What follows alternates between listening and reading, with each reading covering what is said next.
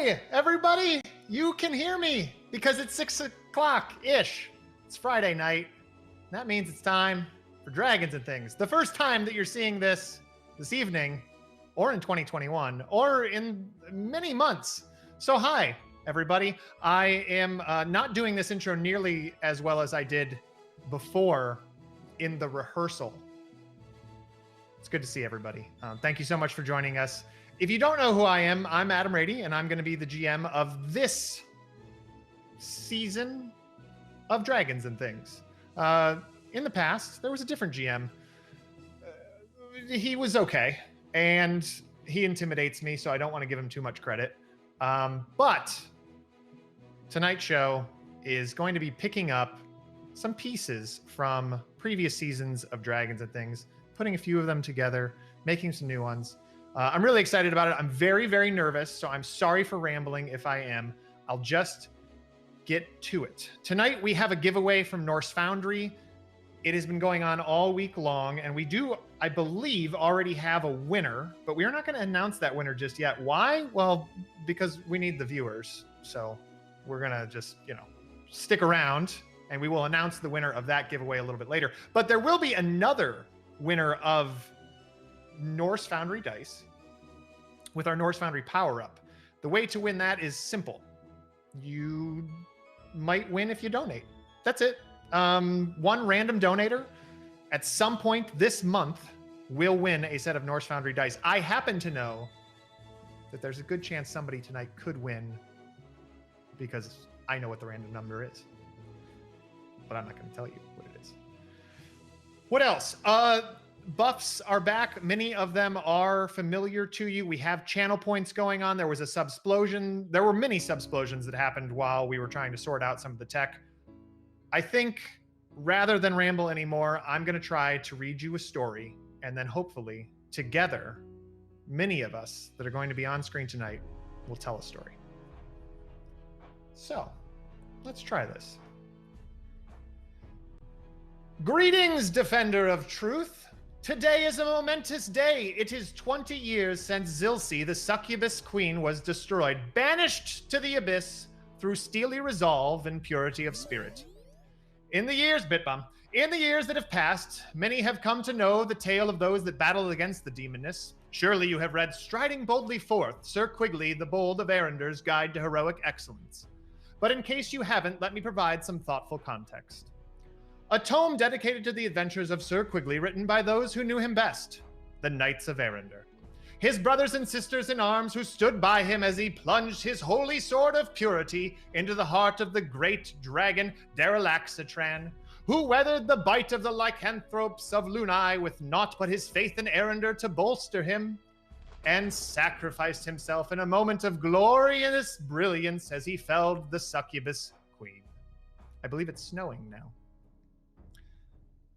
Sir Quigley, yes, Sir Quigley, the Bold of Arender, single-handedly, there's so much happening, so many bit bombs, so much. This is amazing. Thank you all for all of this. I hope tech can get this all sorted.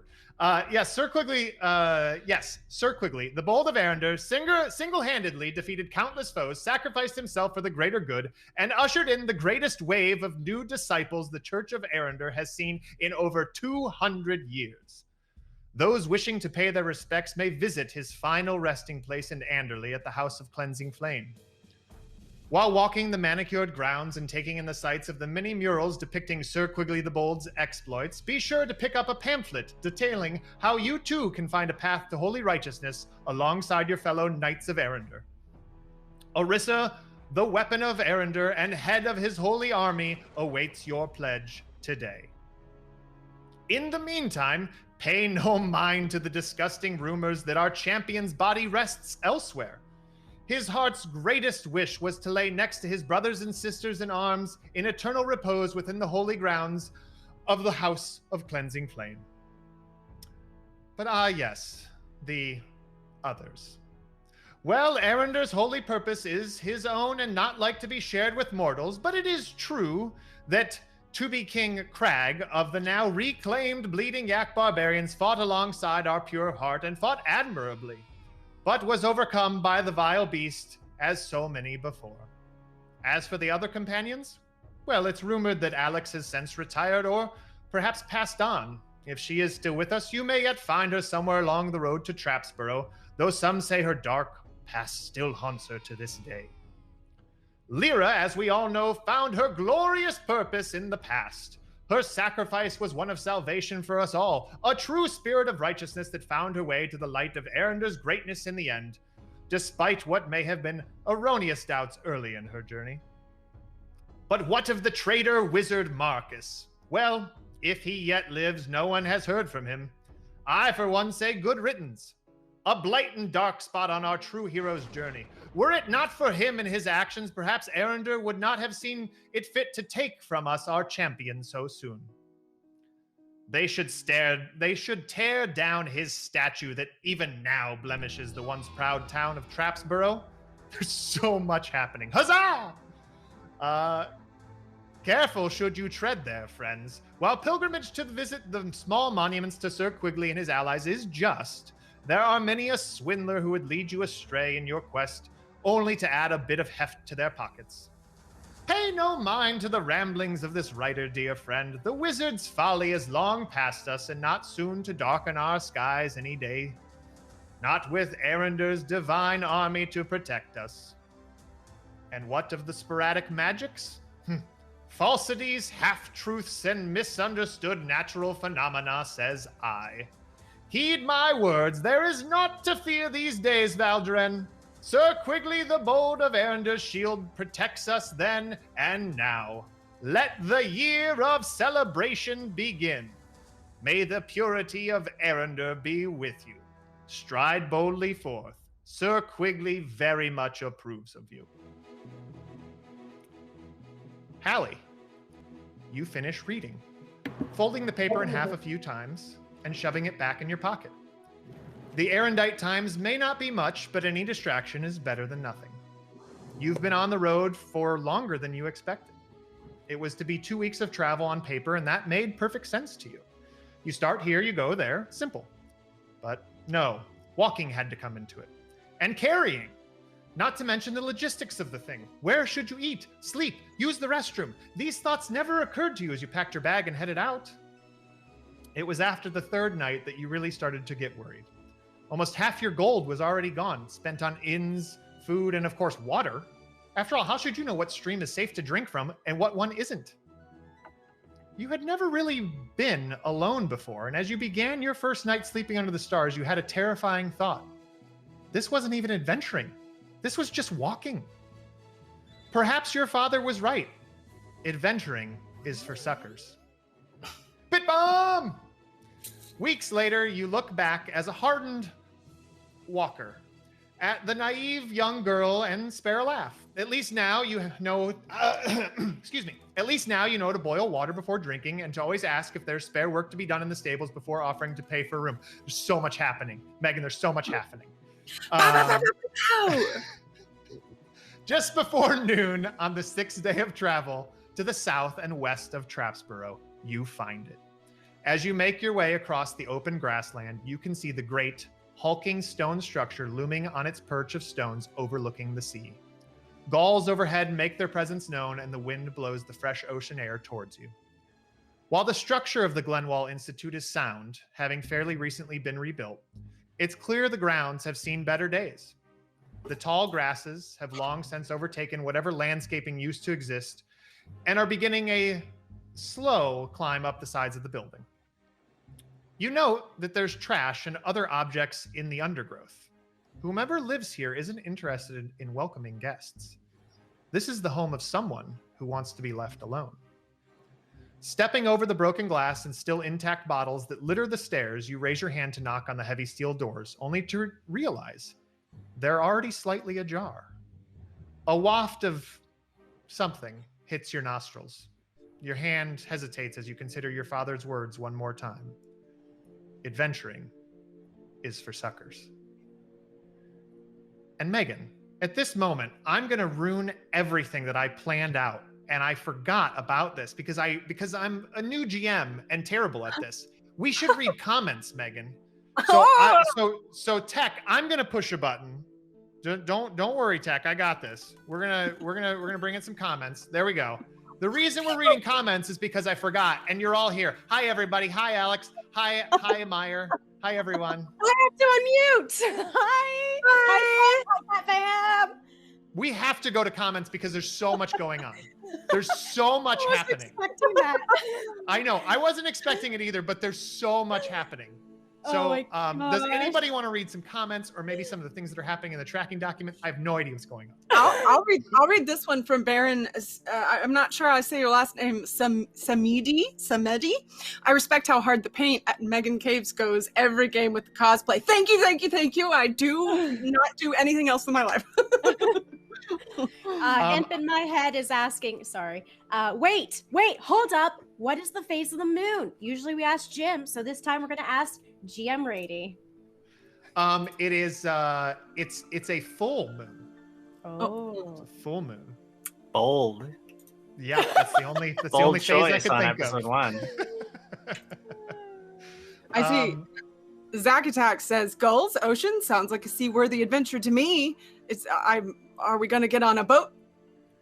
Ooh, I don't know what we're going to do. It's already confettiing. The weather has already changed to confetti. We've gone through a bunch of weather already, and I do want to shout out to the fans. You can change the weather per channel points, but if you have already used the snow one, which I think you have, then it's gone for the rest of the episode. So you can only use one weather condition once. So if you've used some of the weather already, it's gone for the rest of the episode. So confetti, when it's gone, it's gone. Just saying.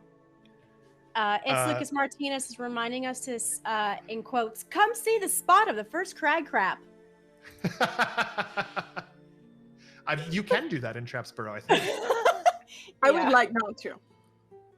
I'm going to read a couple of follows that we got. Priority 4 IV, or probably just priority 4 maybe. Lost Trooper, the Howl Wizard, CCNCC, Archer 4 Prez, Kamikaze Ziozi, Ninja Cough Drop, T-Spam 086. Nope. Owl Tamed, Frozen Frost, McCann Josh, Great Googly has resubscribed for the 10th month. There's also a bunch of other stuff, but I'll let you guys read some of that because I think I want to share some of that. Sure. Let me pull it up. Let's see. I see that 54 Aquasnakes subbed. And Sarah BC1 gifted a bunch of subs, which is great. Yes. Togernca followed. No, subbed. We got a cheer from Kitsu723, Miss Magic. Thank you, I'm not Tracy. You're doing great. Hi, Tracy. I see J Womack 95 resubbed Real Potus 98. Cheered. 7 months. Yeah, that's crazy. That's a lot of months. That's impressive. And some Adam Kimbleton person gifted and subsplosioned. Wow. Diana gave us Subsplosion to Diana? Yeah. To me. What? Olive juice. Oh my God, there's If so anyone many catches of them last these. night. There's so here. much. I'll read the cadence, Subsplosion, the cadence, gifted subs, 5 subs. Sarah BC1 has done a couple of sub-explosions and bit bombs. Kevin Alexander, nice to see you, resubbed. Sarah BC1 bit bombed again. Lord Lithris, follow, thank you, sir.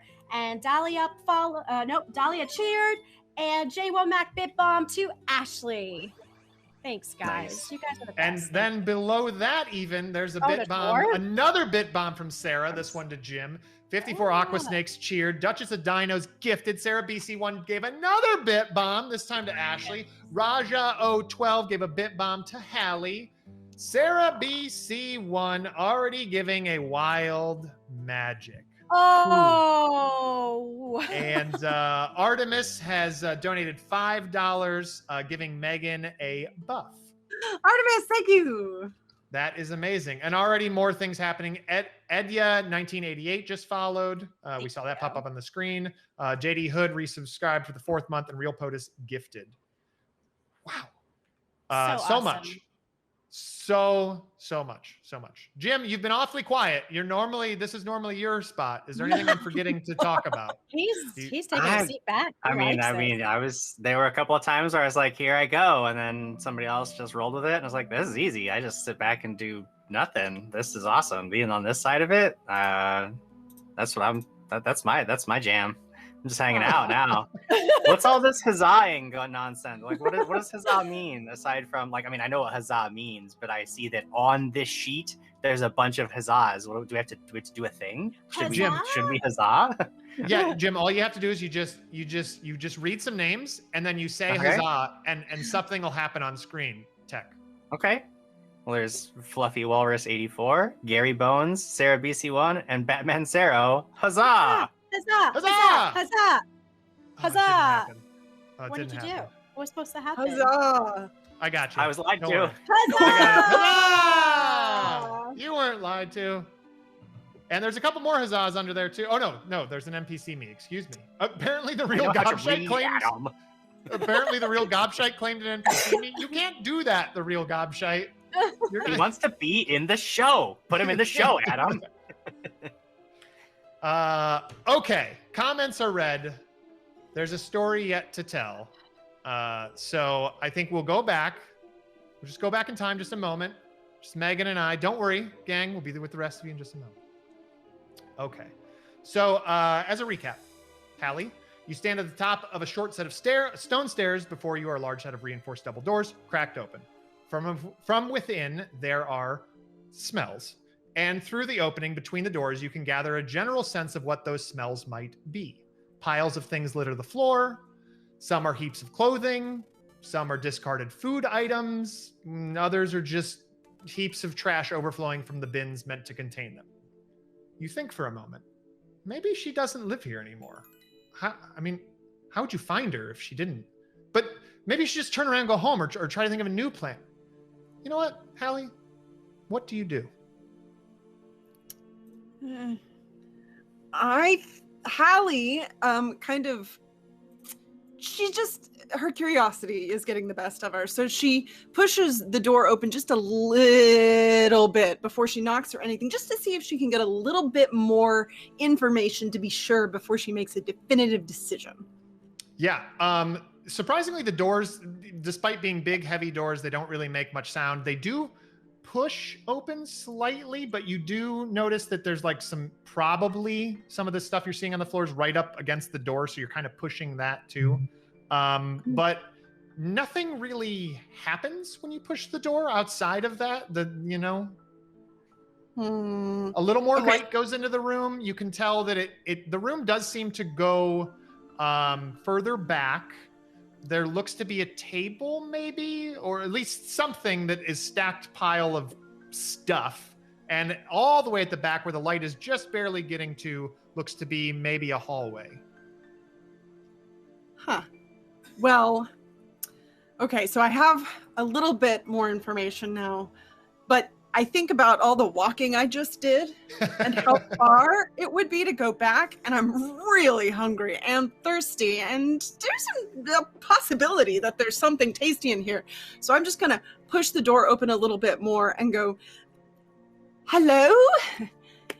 Is anyone in here? Please don't stab me if you are. That was weird. I should have said that.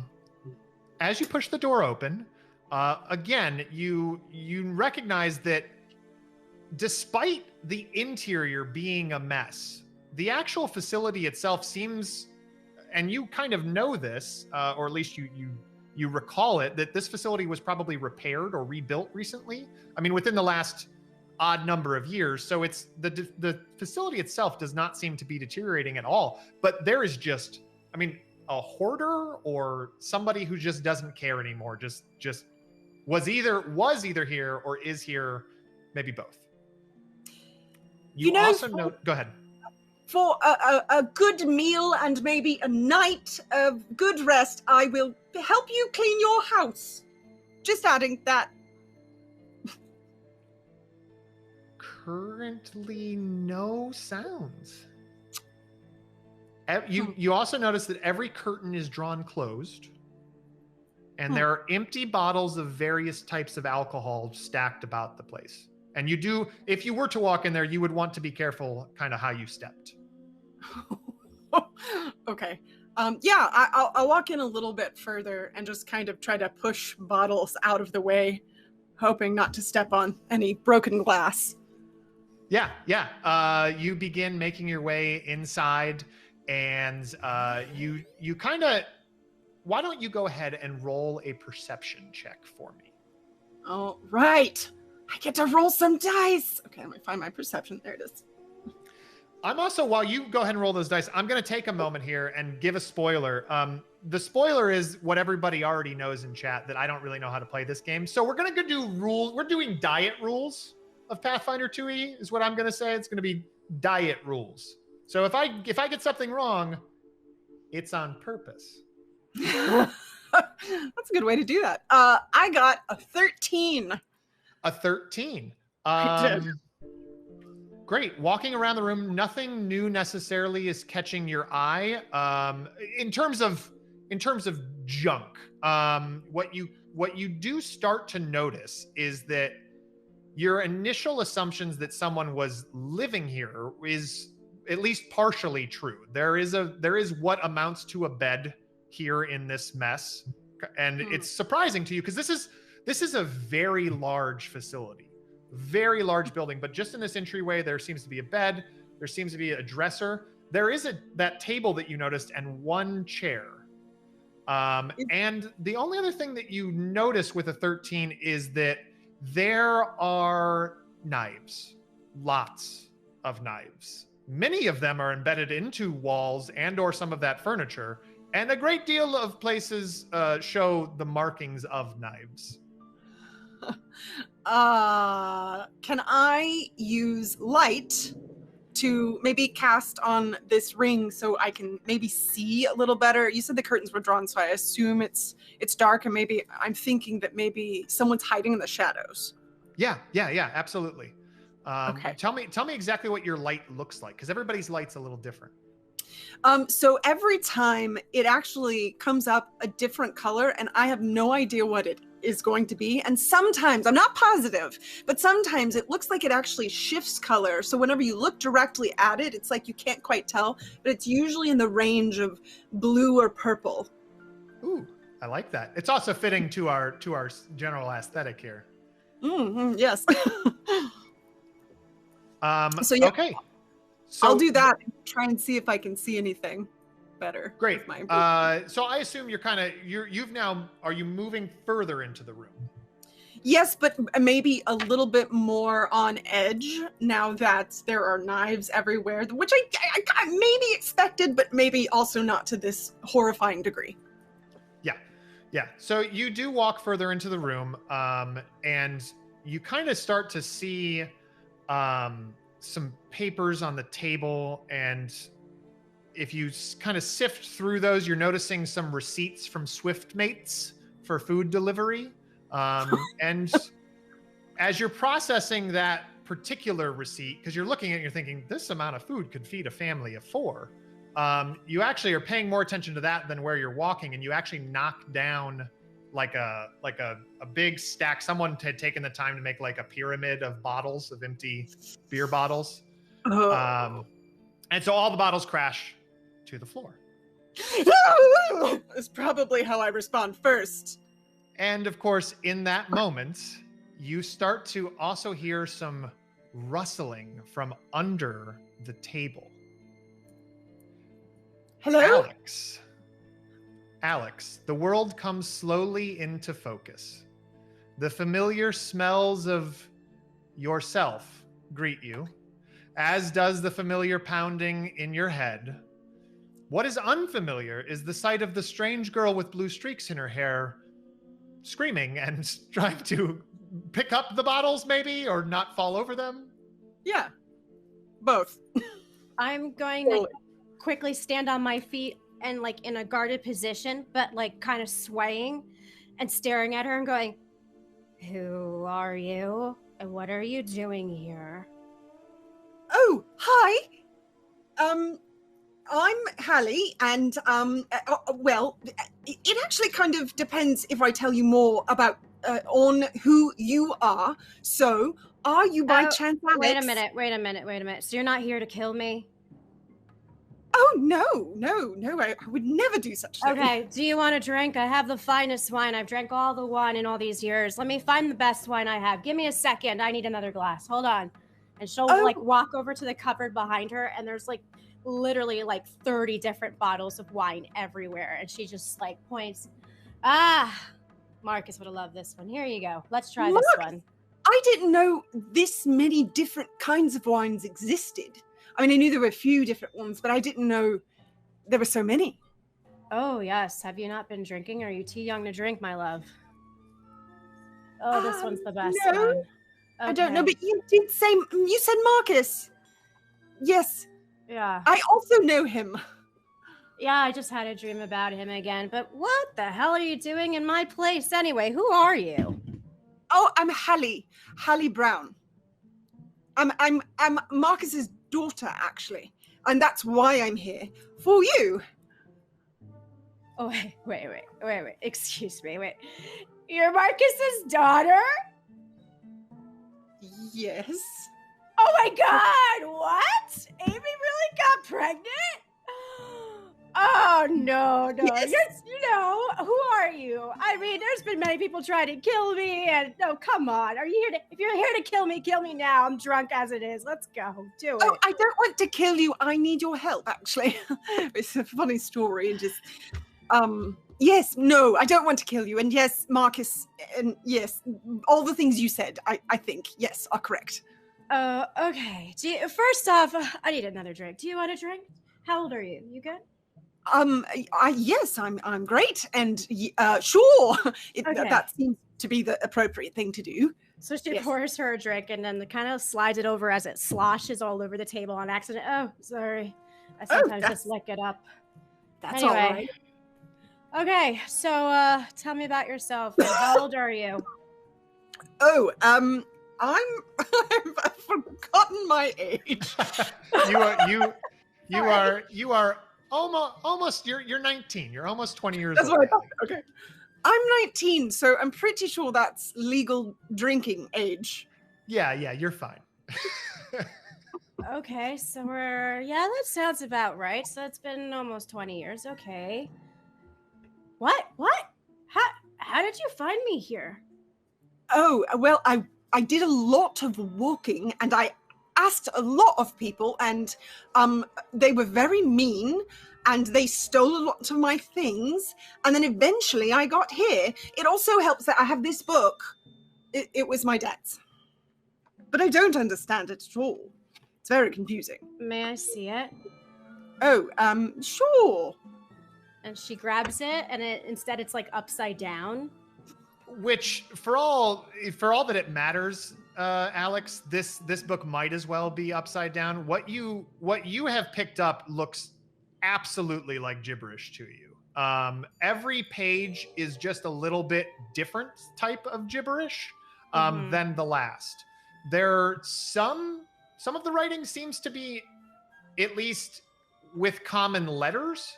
And then some of the lettering is just completely foreign to you, as if you like took a C and put a T in it with a Q next door. Oh, I don't know what the hell this is. And she just kind of throws it behind her. Hallie runs after it. That's the only thing that's helping me get anywhere, mostly. That's the books. It's the book of mirrored messages. I'm trying to decipher it, and so that I can, I should just tell you what I'm here for. I need your help in finding my father. Oh, honey, he's been dead for a long time. No. I hope not. No, he's not dead. He's not dead. Everyone is dead. Are you kidding me? Well, I'm not dead, and you're not dead, so that cuts out everyone already. Are you sure it's not a dream? I mean, Quigley's dead, Lyra's dead, Crag is dead. I mean, Markus is, for fuck's sake, I know, he's probably dead. I mean, come on. Okay, but I just said that he was not, in fact, dead, and I actually need your help. Also, my condolences on the rest of them. But I need your help, and otherwise I'm going to have to go back to walking, and I don't very much enjoy it. It's walking. Why does anyone do that? Okay, so you need my help right now. Well, yes. Now, sooner over late, it would probably be best. Okay, where are we going? I need to pack. Oh, well, I'm not entirely positive, but as far as I can tell, the most recent place, looking at this book, that my mother was, or at least started her journey, was at the Barrows. And so I thought maybe we could go there, and then maybe we would find out what happened, and then we don't have to walk anymore, which would be great. So, Alex, this actually triggers a memory for you because you have been to the Barrows many, many years ago. It's where you said your goodbyes to Lyra. She sacrificed herself by traveling far into the past and placing the final key upon the altar that allowed you and the rest of the gang to bring Orissa back to life. So because of this connection to Orissa and the ultimate battle with Xylsea, you know that the Barrows have become something of a tourist destination over the years, with the Church of Arendar converting many of the tombs and lands nearby into a museum, gift shop, and pilgrimage site for those looking to bring themselves closer to Arendar's glory. Gift shop. I don't want to relive memories. You need to find someone else to help you, sweetheart. I don't even know who you are, and you claim you're Markus's daughter. It's the right time age. I don't know. I'm tired of this. Hallie starts crying. I just don't, I've been out and I don't know what I'm doing, and I just don't know where my dad is, and I don't know how to do anything, and you're the only person I know to go to who can help me, and I just really need help. She picks up one of the daggers and just slams it on the table. Okay, listen, please don't kill me. I won't cry anymore. Okay, yeah, enough with the crying. You gotta be tough if you want to be like Markus's daughter. I mean, you gotta be tough. Okay, whatever. Let's just go. I guess let's go. I didn't want to travel and do adventuring anymore. I got screwed over, and here I am. And okay, fine. Let's just go. Adventuring is for suckers, I believe was the word. Excuse me? Oh, that's just something my father said a lot. And I understand. Adventuring is for suckers does sound like something Markus would say, Alex.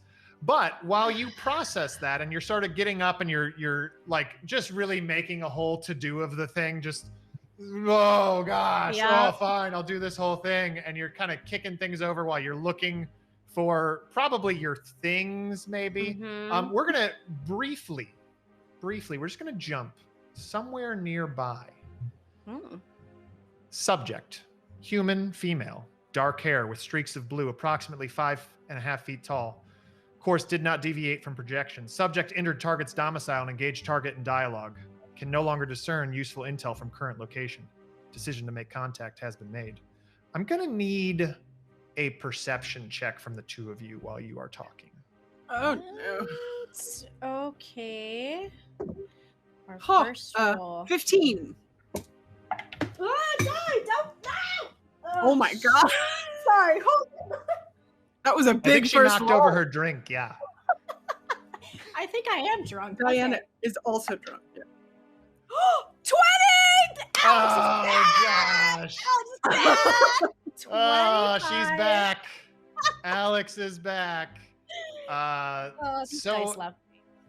Alex, Yes, sorry for the excitement. while you're kind of going on and on and on, I want this you're kind of doing this and bottle. you're moving this way, and you notice a shadow passes near the door.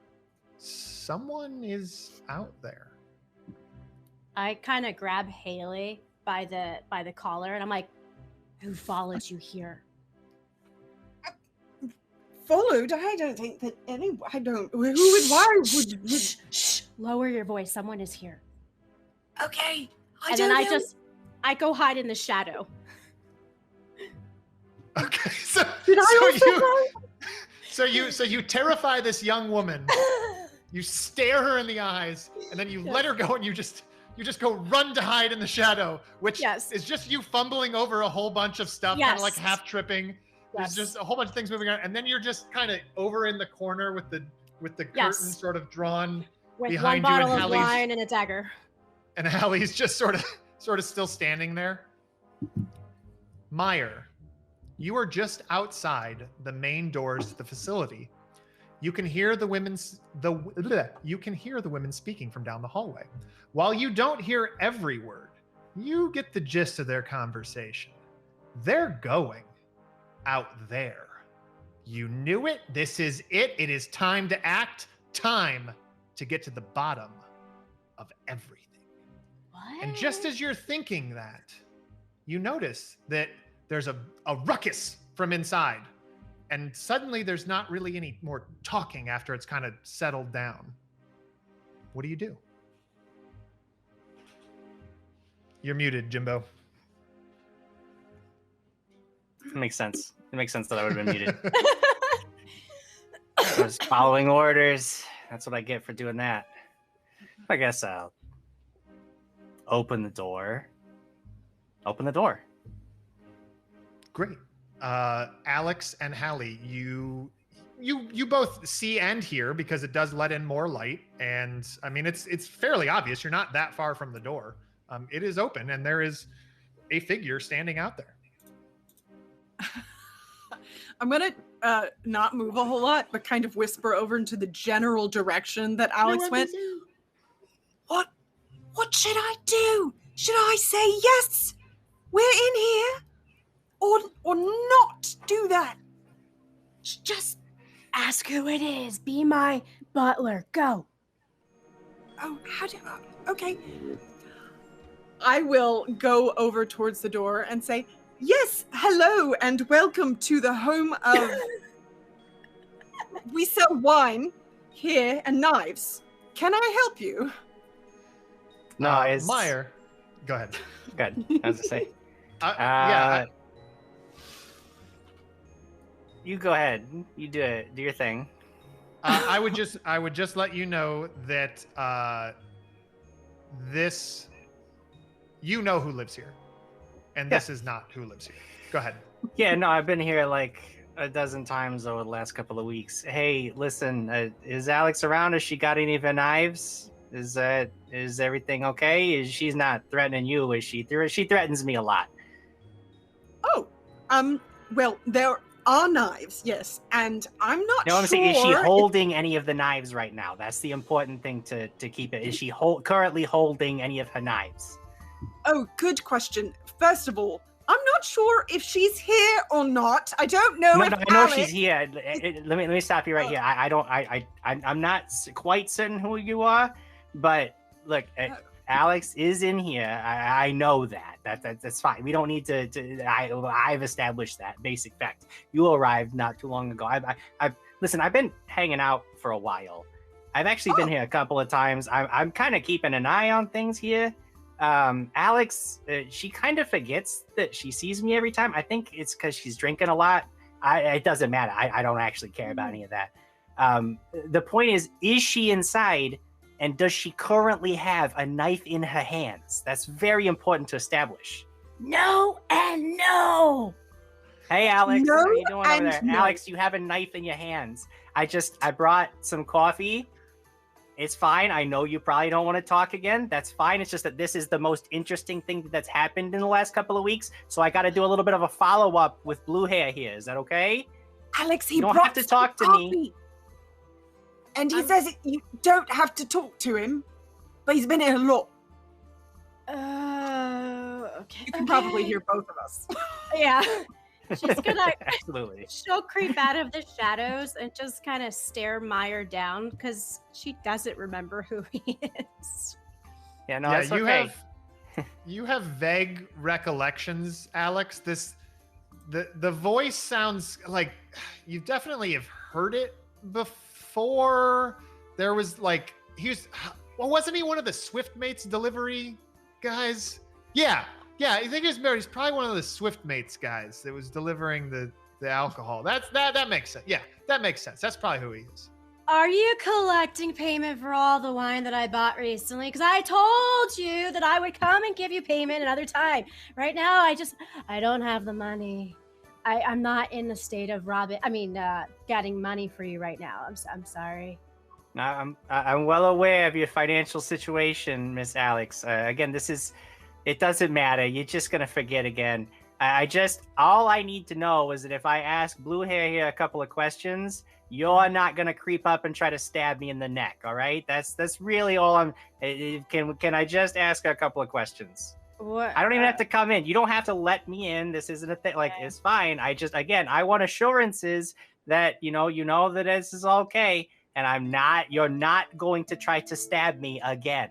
It was very unpleasant the last time. Oh, I stabbed you last time. Okay, sorry about that. No, okay. it's fine. It's fine. Wait. We worked through it.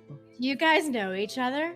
This is No, we Marcus' don't know each other. daughter. This is Marcus's daughter. Yeah, this is the kind of very interesting occurrence is the reason I have to ask us some questions, okay? Wait, do you know Marcus too? Not directly, no. I'm aware of him as an entity, but I did never met the man personally. By entity, somebody that I work for is well aware of Miss Alex here and Marcus and several other individuals who were involved in various world-saving schemes some 2 decades prior. Who do you work for? And how do you know? That's really not something that I can get too deep into. They don't like it when I start throwing names around. So unfortunately, I'm going to have to withhold some of that information. But just rest assured that we mean you, your family, and Miss Alex. No harm. No harm. So please, no stabbing. All right. Well, is this someone who will also be going on this journey with us, or maybe you say read this? When you say journey, could you please describe the nature of this journey that you'd be going on? I suppose Alex has all the knives, so it's probably all right. Yes, we were going to go to the barrows, I believe, and see if we could find my father. Oh gosh, I don't know. Oh, there you are. It's emote only chat. A few bottles fell. I don't know what that means. It just means everyone that people can only talk in emotes in chat. Good job, everybody. Lots of me faces. Just kidding. Okay, anyway. All right, well, ask your questions, Meyer. Mainly, so we've already established this is Marcus's daughter. Have you ever met the man calling himself Markus? I have. I know you have, Miss Alex. We've actually gone through a lot of these questions previously. I know you don't remember, but it's okay. Again, if you could let Blue Hair here answer for herself, I would appreciate that. It's all technicalities for my notes. You understand? Yes, I have definitely met Markus. Yes. Okay. At the time that you met Markus, are you absolutely 100% certain that it was the entity calling itself Markus is the entity that actually was Markus and is not a different entity posing as either spiritually, mentally, or physically as the man Markus, as he existed? I hope that it was actually Markus. If not, then I really need to rethink a few things about my life. That is something that happens from time to time, but it's fine. I'll just mark yes down here, and it's fine. I got that. When you say going to the barrows, can you state the purpose of your journey? Yes, it's to try and find my father. It's really the overarching thing that I'm attempting to do. Okay. Yeah, this all seems pretty reasonable. No further questions at this time. I would like you to know that I will be sort of accompanying you on this journey. I know that might be something that you would say like, no, you're not. But what you have to understand is that unfortunately, current laws allow free trade across the roads. So me traveling, even if I were not really with your group, I do have the freedom and obligation at this time because of my employers to travel along the same route that you're traveling. So accepting me into this little journey, we can share supplies, resources, and knowledge. That would be something that certainly would make it easier. But even if you reject that offer, just know that I will be somewhere within a quarter mile of your party at all times. Party? So, you're not trying to, steal our things or kill us, right? I mean, I suppose. No, I have no interest in killing you. I'm really just consider me an impartial observer at this time.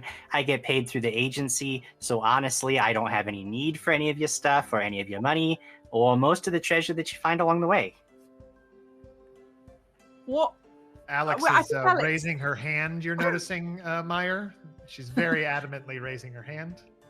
Oh yeah, I know. I see that. I see the hand. I'm not sure why, because we are not, as I understand it, in a schoolhouse setting at this time, Miss Alex. If you could go ahead and just ask your question or make your comment. You told me to keep my mouth shut, so I did. Anyway, so now I'm gonna talk. So No, I only asked you not to answer questions that I was posing to the blue-haired woman here. I just needed her answers without your influence. At this time, you can speak freely. I'm not your boss. yeah, no one's my boss. Anyway, who do you work for? Like, I really can't get into a lot of the specifics of that.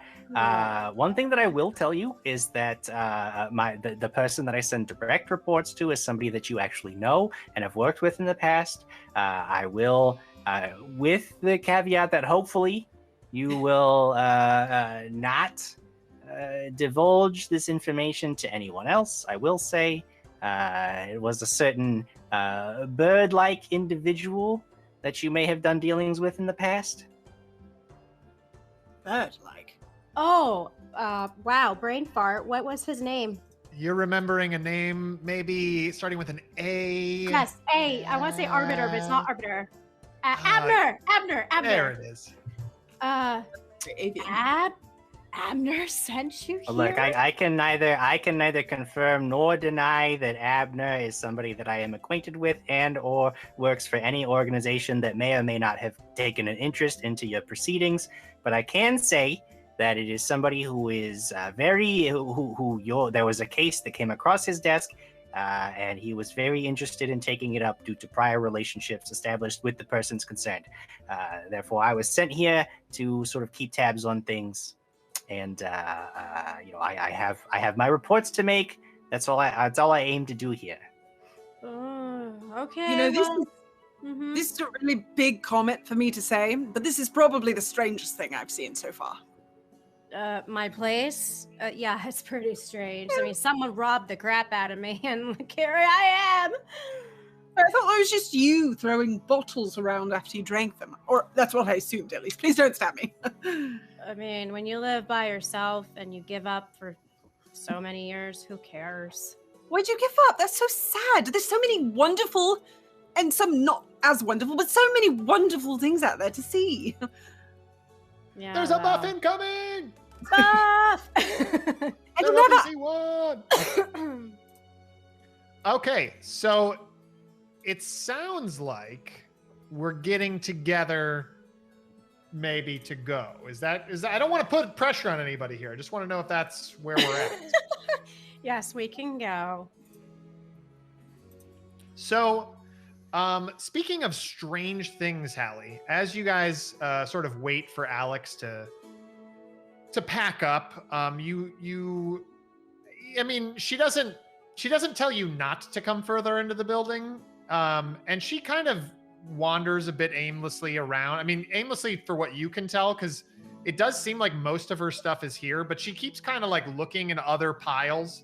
And what you notice is that the piles they sort of start fading off. It's very clear that Alex sort of made her little nest here at this part of the entrance. But if you were to go further in the facility, it was maybe like a hospital or something many years ago. You're not really sure. It has lots of rooms. But what you do notice is that all of those rooms are empty outside of the stuff. Meyer, in your little bit of, poking around in the past, this is something you've also taken note of. There just doesn't seem to be anything else in here outside of Alex's own, admittedly, kind of not great stuff. Like, it's just kind of junk, it seems like. But in any case, Hallie you would guys definitely poke around. Yeah. If there's... In poking around, I mean, if you can wander the halls unless Alex is going to say something to you. What do you think, Alex? Are you going to put the kibosh on that? No, she's not a threat to me, so she can go walk around. So, how long does it take you to get ready, Diana? Alex? I'm literally just kind of grabbing here and there haphazardly, like my knives and my potions, and then I just kind of stand there watching her looking around in my facility.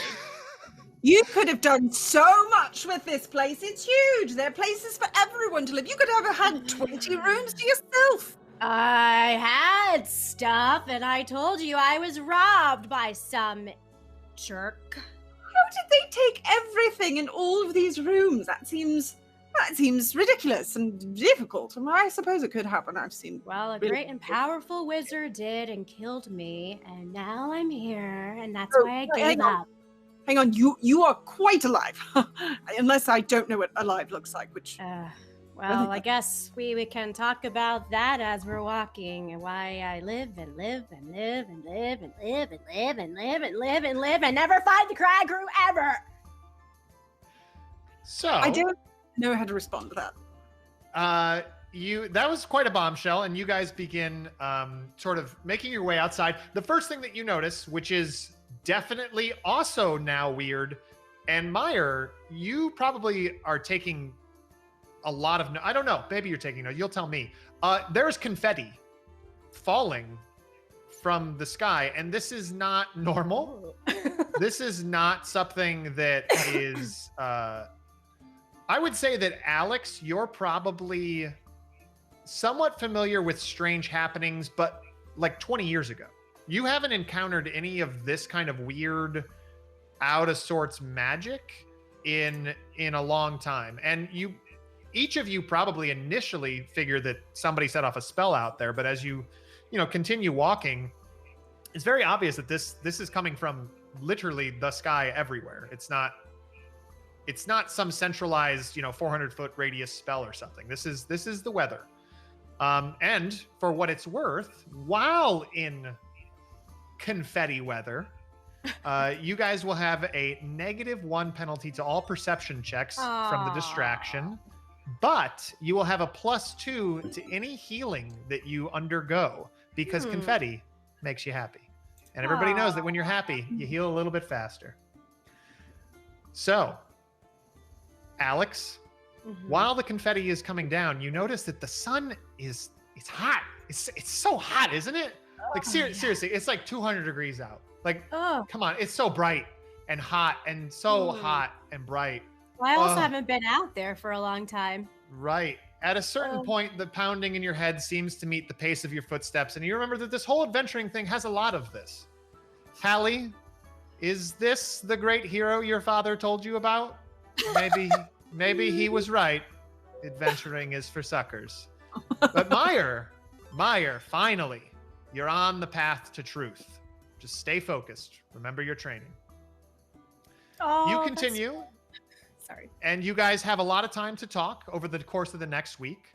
You travel into lush green lands and various settlements, small towns. There's a number of inns along the route, making your days fairly easy.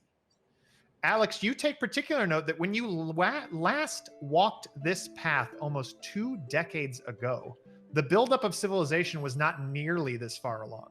Most of the inhabited areas you see before you now were then only green vegetation and clear skies. Signs dot the route, indicating destinations along the way. World's largest owlbear skeleton, 2 miles outside Dotson. Valdruin's best pie, 2,000 feet ahead. Go right at the pointed rock. Lost? Arender knows the way. The barrows, boldly forth. It's these latter type of messages that you begin to see more and more of on your journey west. You guys do have this week of travel. If there's anything you want to be talking about, I don't want to push you along too far. So, how much alcohol do you drink a day? Maybe like 5 bottles of wine on a good day. Why? Like a lot. Ooh, lots of them. Yeah, that just seems like after having the wine that you've been giving me, I don't feel great on the second day. So I don't know how you function. That's the point, is to drink and it doesn't feel good, and that's how your life has been. So it works out. It does it? Is that what that is? Mm-hmm. Well, And then who's this guy again? I don't understand who Meyer is. I don't know. Just someone who's a part of some agency hired by a bird person, I believe you said. And Abner, yes, good friend of mine. But Abner. I don't know why Abner just didn't come. Why do we have to be with you, dude? Abner's been promoted. He does mostly desk work these days, and he's also quite old.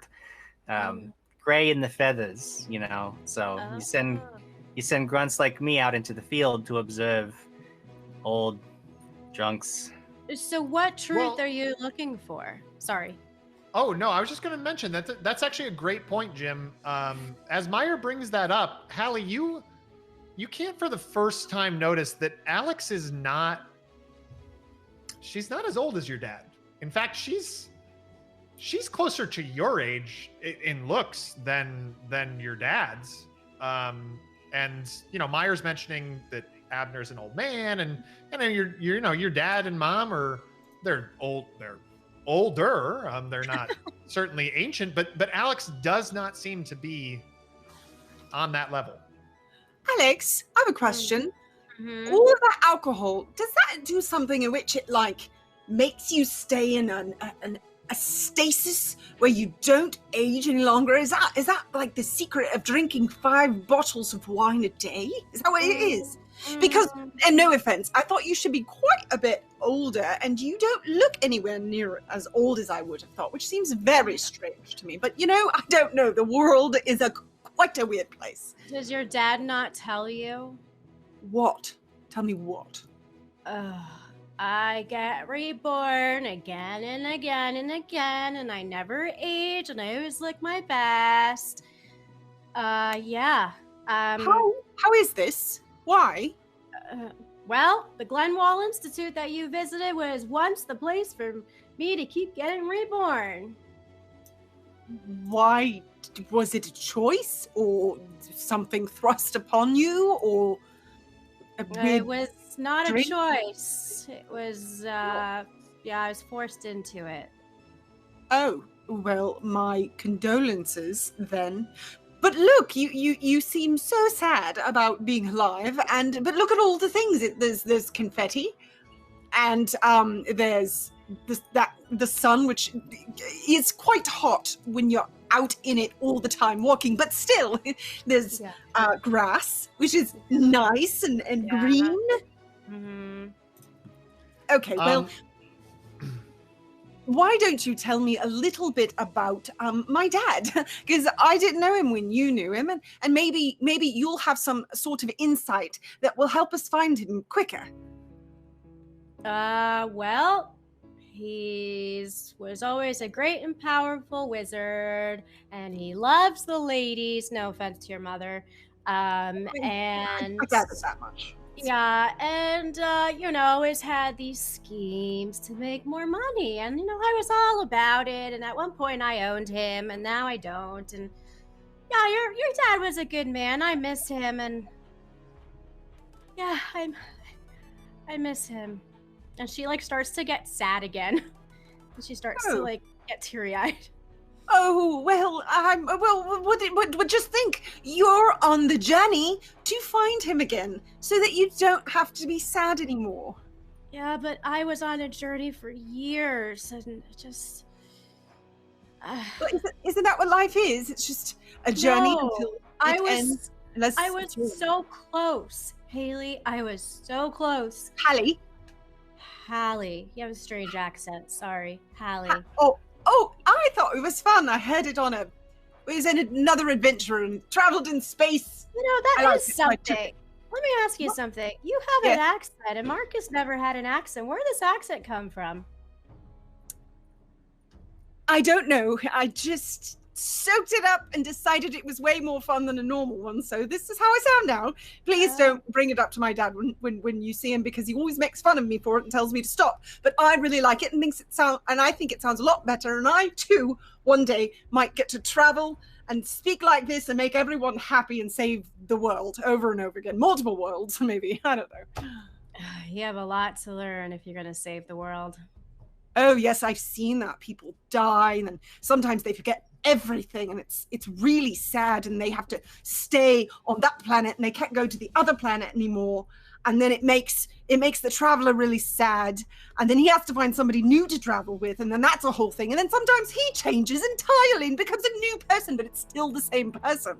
And the whole time he's got this really great accent that sometimes changes a bit as well. But I like this one. I thought it was the easiest one to stick with, so here I am. Sorry, I ramble sometimes. So you've died as well, like a million times? Me? No. I'm pretty sure I've not died. I don't think I've done that one. Oh, Pretty alive. Yeah. That wasn't me. That was that person's other adventure. He was a traveler, died. It doesn't matter. So while Hallie is kind of going into this, Alex, all I can say is that you start to become very concerned because something about the air starts to change in a way that you haven't seen in almost 20 years, as wild magic suddenly starts to take shape around the group of you. In fact, as the winds pick up and the colors that start to swirl around you, there are in fact 3 wild magics that we have to resolve. 3 wild magics. Oh my gosh! There are 2 on Meyer.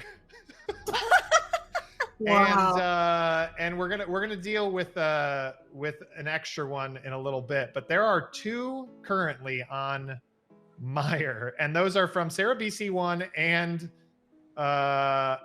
it looks like Katie. So Nice. Jim, I'm gonna roll a D8 over here twice, and we're gonna see what's going on with you.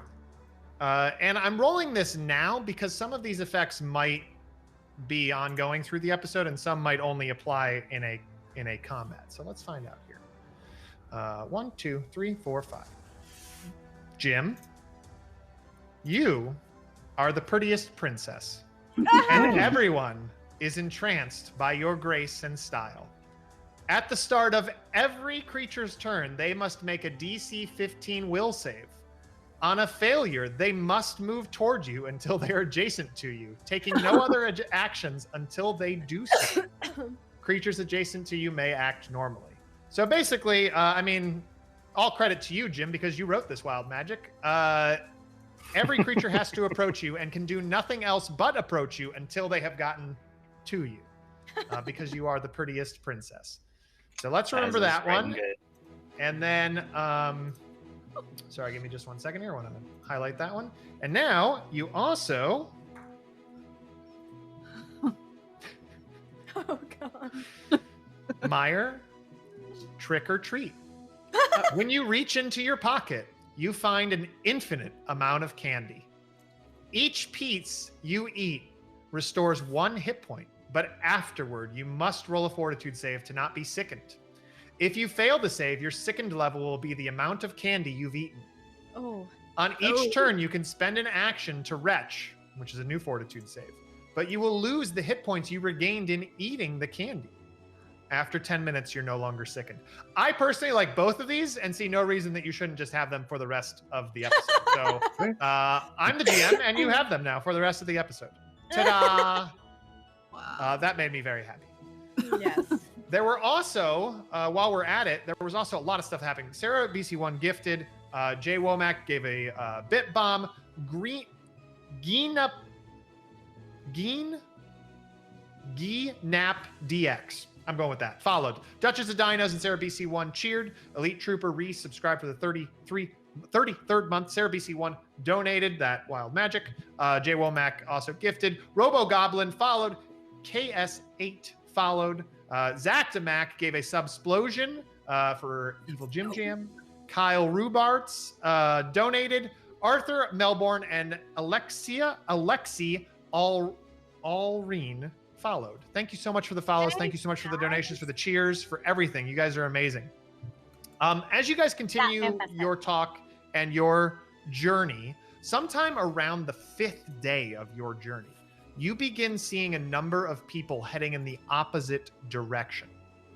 The roadway has been moderately populated to this point, with folks heading this way and that.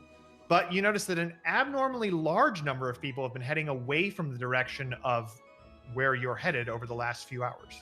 What do you do? Is that normal? It seems like everyone's going that way and we're going this way. Meyer, do you know what's going on? Since you seem to be taking lots of notes. And Alex, there's one other tragedy that's happening on the 5th day. Oh no, what? You're just about out of alcohol. Damn. So I'm feeling sober then. That would make sense. Okay. Oh, the wine is gone. Anyone have a spare bottle? No, I can make it look like there's another bottle, but it won't have anything in it. Does that help? Oh, I don't want to be sober. But just maybe it won't be as bad as you think it is. You haven't done it seemingly for quite some time and don't really understand how, but you have it. So embrace it. Yeah, but once I'm sober, then I'm just a person. I've lost all my skills. What, you lost all your... What do you mean? You've got great knife skills, from what I understand. You intimidate people, and you scare them, and then maybe take things from them. I heard lots of stories about you and how great and scary you are. And I can't imagine that you got rid of any of that. I mean, I know that you haven't. Fine, I guess I'll be sober. Let's... Welcome. Oh, wait, Meyer, what's going on here? Are we following the people? Do you know what's going on? You take a lot of notes. No, we're actually going against the stream of people. I was assuming there's some kind of promotion, and it's over, and now people are leaving the barrows. I don't know. I don't know. I think that it also doesn't really concern me too much, because I'm really just here watching to see what happens around you. So it does seem that maybe this particular area is more of a tourist destination than it used to be. So maybe, like you said, a show ended. Maybe they had some grand show. Oh, there's this one place where they do reenactments of grand battles. Maybe they did something like that there. That could be really fun. We should catch one if they do. All right, so we're not going with them. We're going that way. We've been traveling this way for like 8 days. Why would we go? Why would we turn around, Alex? That doesn't make any sense. I agree with honestly. I don't know. I'm starting to worry about you, you know. Alex, you kind of, as Meyer starts to say he's worrying about you and he's going on, this is not the first time he's said this to you. So you kind of start to tune out as you're walking, and you can actually just pick up a few just kind of bits of conversation from people going past. And they seem to be mentioning that something about it's closed or renovations or something. Something's closed up there. Closed? Yeah. Well, that shouldn't stop us. You can break into anything, right? I assume. That's me. Yeah, I can definitely do that. Yeah. This is why you need to be here and sober. And if we didn't have you, just as you are, then we would never get anywhere. Okay, yeah, you do need me. Yeah, it's been a while since someone needed me. Okay, great. So let's continue on. As you continue on, the flow of people eventually over the next 2 days kind of starts to peter off. But it's very interesting to you because as you do continue on, you notice that everybody, like Meyer, keeps having to kind of like avoid people. They keep kind of getting like close. It's very weird because the road is pretty wide, but they just keep sort of gravitating to, and you two find yourself sort of gravitating towards him as well, even though it's almost like you're being pulled there, but not, I guess. There's just this weird feeling that you're getting. So 2 days later, you find yourselves at another sign. Relics, renown, and rebirth. Stride boldly, half mile ahead. there is a man in the livery of the Knights of Arender working to cover this sign with another, closed for renovation. What? Excuse me. What is closed and why? And renovation. What is happening? Just give us all the details, please. Oh yeah, sorry folks. The barrows, they're closed. It's a 20-year anniversary, year of celebration. Lots to get ready for. Of what exactly? Yes, celebration, but just give us the run of the whole thing, maybe. Of what? Don't you? I mean, the celebration for Right. the year.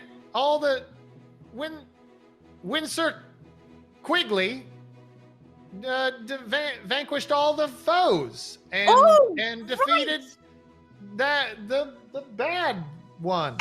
And also Alex was there, right? And a few other, right? You remember an Alex?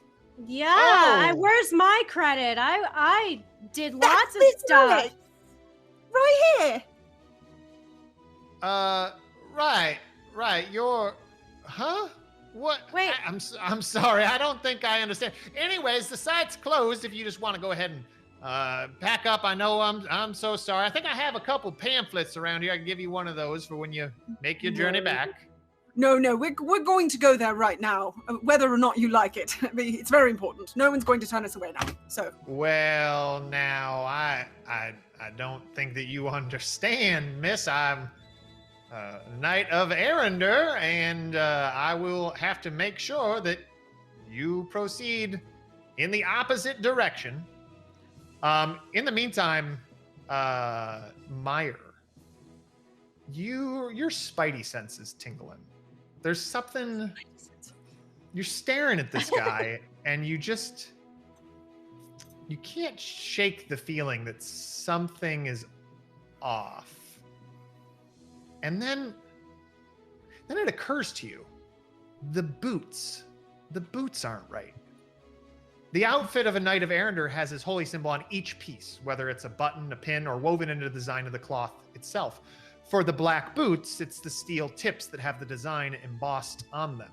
This man is wearing plain brown leather boots.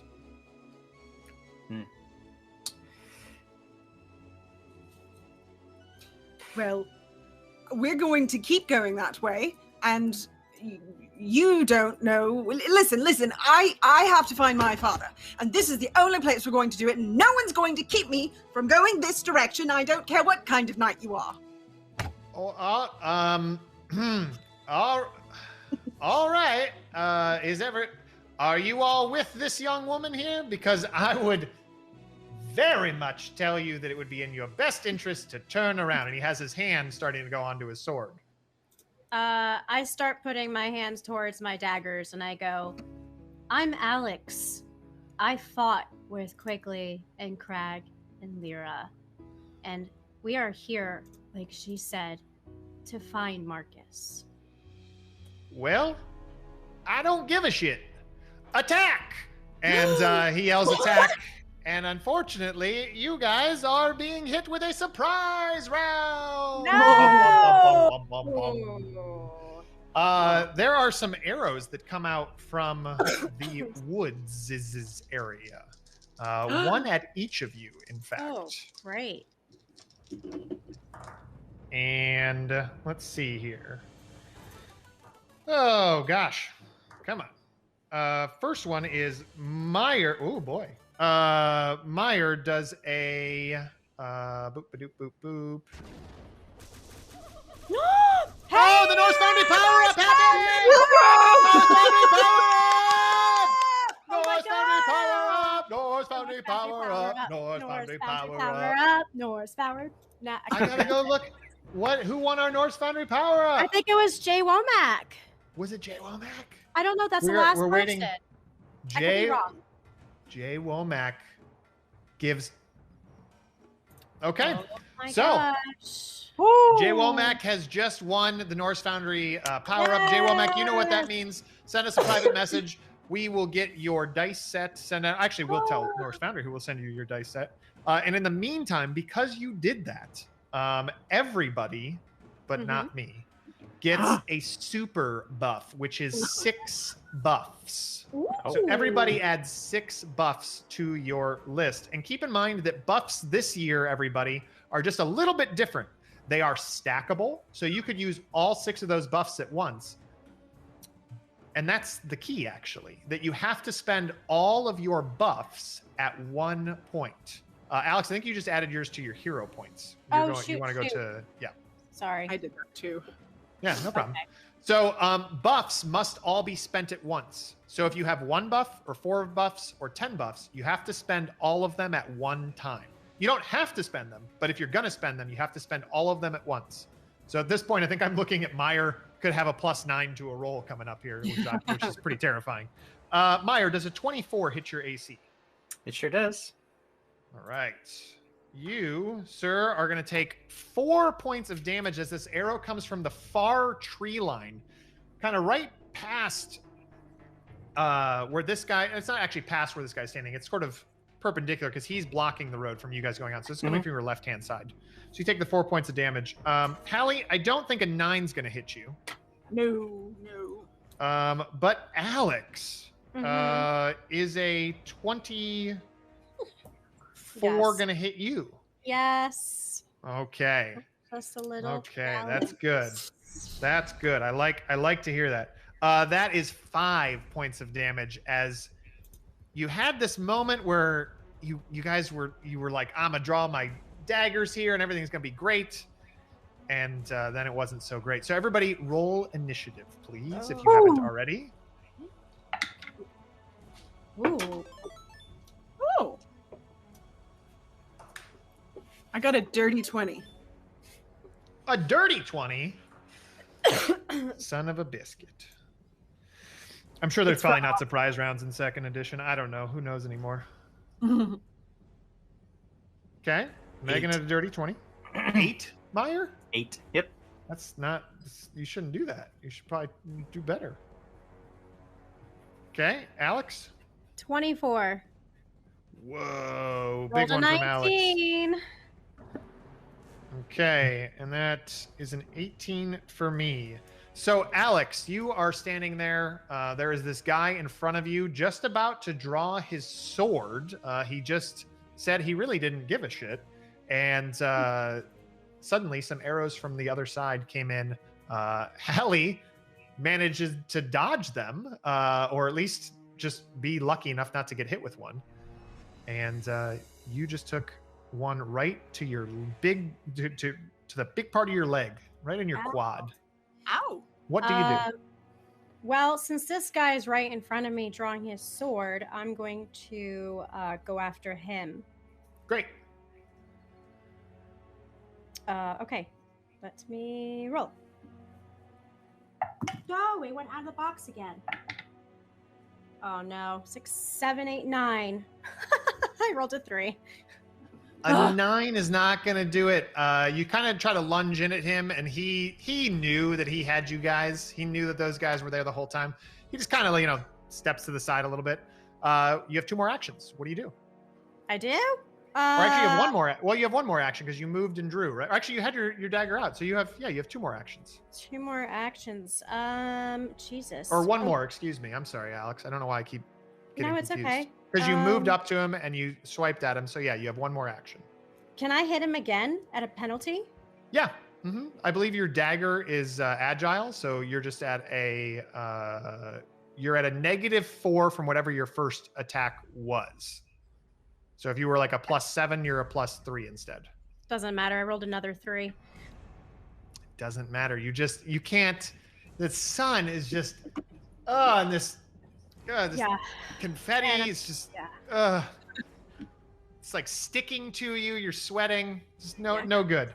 Hallie, this is, I think it's important for every adventurer to acknowledge the first time that they go into combat. This is new to Hallie. I mean, you've certainly heard many stories, and I mean, the world is a dangerous place, but you yourself have never been in sort of mortal danger before. So how do you react? What do you do? I think that Hallie is kind of caught off guard on that. I don't think she's thinking of it quite that way. She's just so surprised by arrows coming out of the forest all of a sudden, and everybody's just preparing to attack each other. And I think when that happens, it's almost like it just kicks into gear.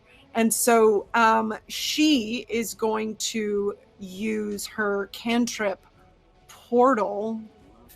I have so many documents up here. Okay, portal wound, and it's almost like her demeanor completely changes, and it's almost like there's a power in her. It's almost as if it was like glowing out of her eyes, and you can just feel this electricity kind of building around her. And then, assuming everything works right, okay, so this is.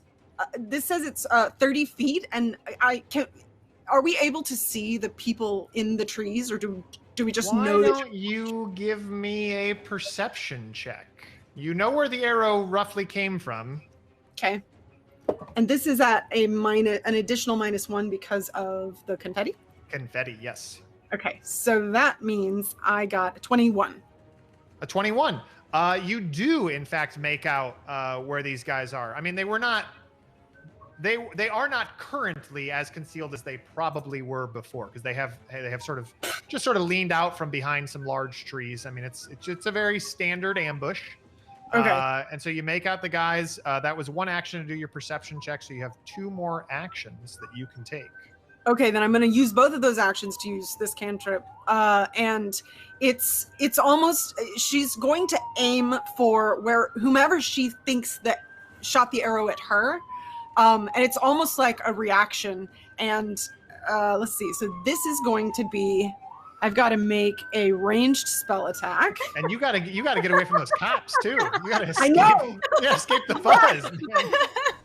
Don't let them get you. They always come down our street and then stop right in front of our apartment. I was gonna say it's gotta be right in front of you, right? It is literally right there. Yes. Yep. Okay, now that we've dealt with it, and actually, as all of this is happening, you hear these sirens that are just like coming from. Okay, so 12, and then I have for my spell, that is a 19 for my attack roll, spell attack roll here. A 19 got some. Yay! What is your damage? And for everybody at home, Portal Wound is actually a homebrew cantrip that Hallie has specific to her unique Oracle archetype. That is a 5. It's going to be 5 damage. 5 points of damage. Real Copy upsetting. that. It's really upsetting. It's force damage, incidentally, if that is It is important. force damage. Excellent. Yeah. No problem. So the sort of a portal kind of opens up nearby. His skin seems to ripple and be torn apart by touching the very fabric of where reality is twisted. Great. That was I believe your cantrip is 2 actions. Is that correct? Yes. So that was right. all. So that was all of it, which takes it to my turn. And you guys are all just sort of standing out there in the open. This is not a good spot for you guys to be in. So the first thing that's going to happen is this guy with the longsword is going to draw it. Is he? I'm the prettiest princess. That's I'm right. the prettiest princess. And everybody must save against my divine beauty before doing anything. Thank you, Jim. Thank you, Jim. You are right. You are right. How dare I? Thank you. It's a good reminder. I appreciate that. And you would not believe the horribleness of 2 of those rolls. I believe it's a will save, right? It's a will save. Okay, so the guy with the sword, you are right. He takes note of you in this moment, Meyer, and he's just sort of, he just can't believe what he's looking at. He has to be closer. He has to know, he just has to be close. And so he begins walking towards you, which he will be able to accomplish in 1 action. So he will be able to do that. He will not draw his weapon while doing that, though. So he will have to take an action to do that. In the meantime, one of the archers as well, you guys notice, stops what they're doing, and also just sort of has that look come over them, like, what is this beauty? And this guy will actually take 2 actions to get over to you, Jim, on his turn. So that is actually his turn. So, and then the other 2 guys, I think your will save was a 15 for that. DC 15. Yeah, so these other 2 guys do actually save. They have a moment where they kind of think about it, and they're like, hey, Steve, where are you going? What are you doing? Get your bow up. What? In the meantime, though, the first guy draws his sword and will attempt to slash at... He's going to take that moment where he kind of gets there and he sort of processes what's just happened. He wasn't really expecting to walk towards you and has to kind of like shake it off. And he thinks about going towards Alex, but then he's like, but you. And he wants to stay next to you, Jim. So he's going to just slice at you because he's still adjacent to you. And that is a 22 to hit. That does it. All right. This is not good, sir. You take 11 points of damage as he recoups, turns around, and just shoves his blade into your gut. This is not going according to plan. And in the meantime, the guys with the arrows attempt to fire again. These are the 2 guys that were not messed up. The other guy has walked up to you with his bow, and he doesn't really know what he's doing there. He's actually just going to not take an action as he tries to figure out if he's going to switch to his sword or his bow or what's he going to do, because now he's standing right next to you. He doesn't really know. One of those with the bow is a miss on Alex, but Hallie, I think this one got you. This is a 21 to hit. Yes, 12. All right. So, Hallie, you take 2 points of your first damage ever as this arrow comes out, and sort of as you were kind of maneuvering and moving around, you got so focused on that portal that an arrow actually came and just about hit your hand directly, but just right off there onto the wrist, just sort of grazed off there. Meyer, it is now your turn. You have been fairly significantly wounded by an arrow and a sword. There are 2 guys in front of you. One guy has a sword drawn. The other guy seems very confused, and there are 2 guys off in the tree line still with arrows drawn. Yeah, I'm in pretty bad shape. So I'm going to try to use this wild magic to my advantage as best I can then. And I am simply going to... I'm going to take 2 actions and move into the tree line, hoping to get A, a little bit of cover from those who are still firing, and B, hoping to lure the other ones into a different place. When I get to my destination, I will twist the head of my cane and draw forth a slender blade from within. Ooh, fancy. So Meyer senses some kind of disturbance in the fabric of reality where people seem drawn to him, and he decides he's going to capitalize on that and runs off. Or he's just fleeing from you two. I mean, as far as you 2 know, he just fled the battle. He got stabbed, and that was it. That was the end of Meyer. He was like, I'm out. And he ran off. So that brings us back to the top of the round to Alex. Okay. The guy's still in front of me, yes? No, he has moved over to Jim, to where Jim was, excuse me. So you're going to have to move over to get him, but then you could attack twice if you so chose. Okay, I'm going to move over to him. I'm going to add my buffs that I got from everyone, which is a +8. No, you don't need to worry about you those. said I can use them. Okay, all right.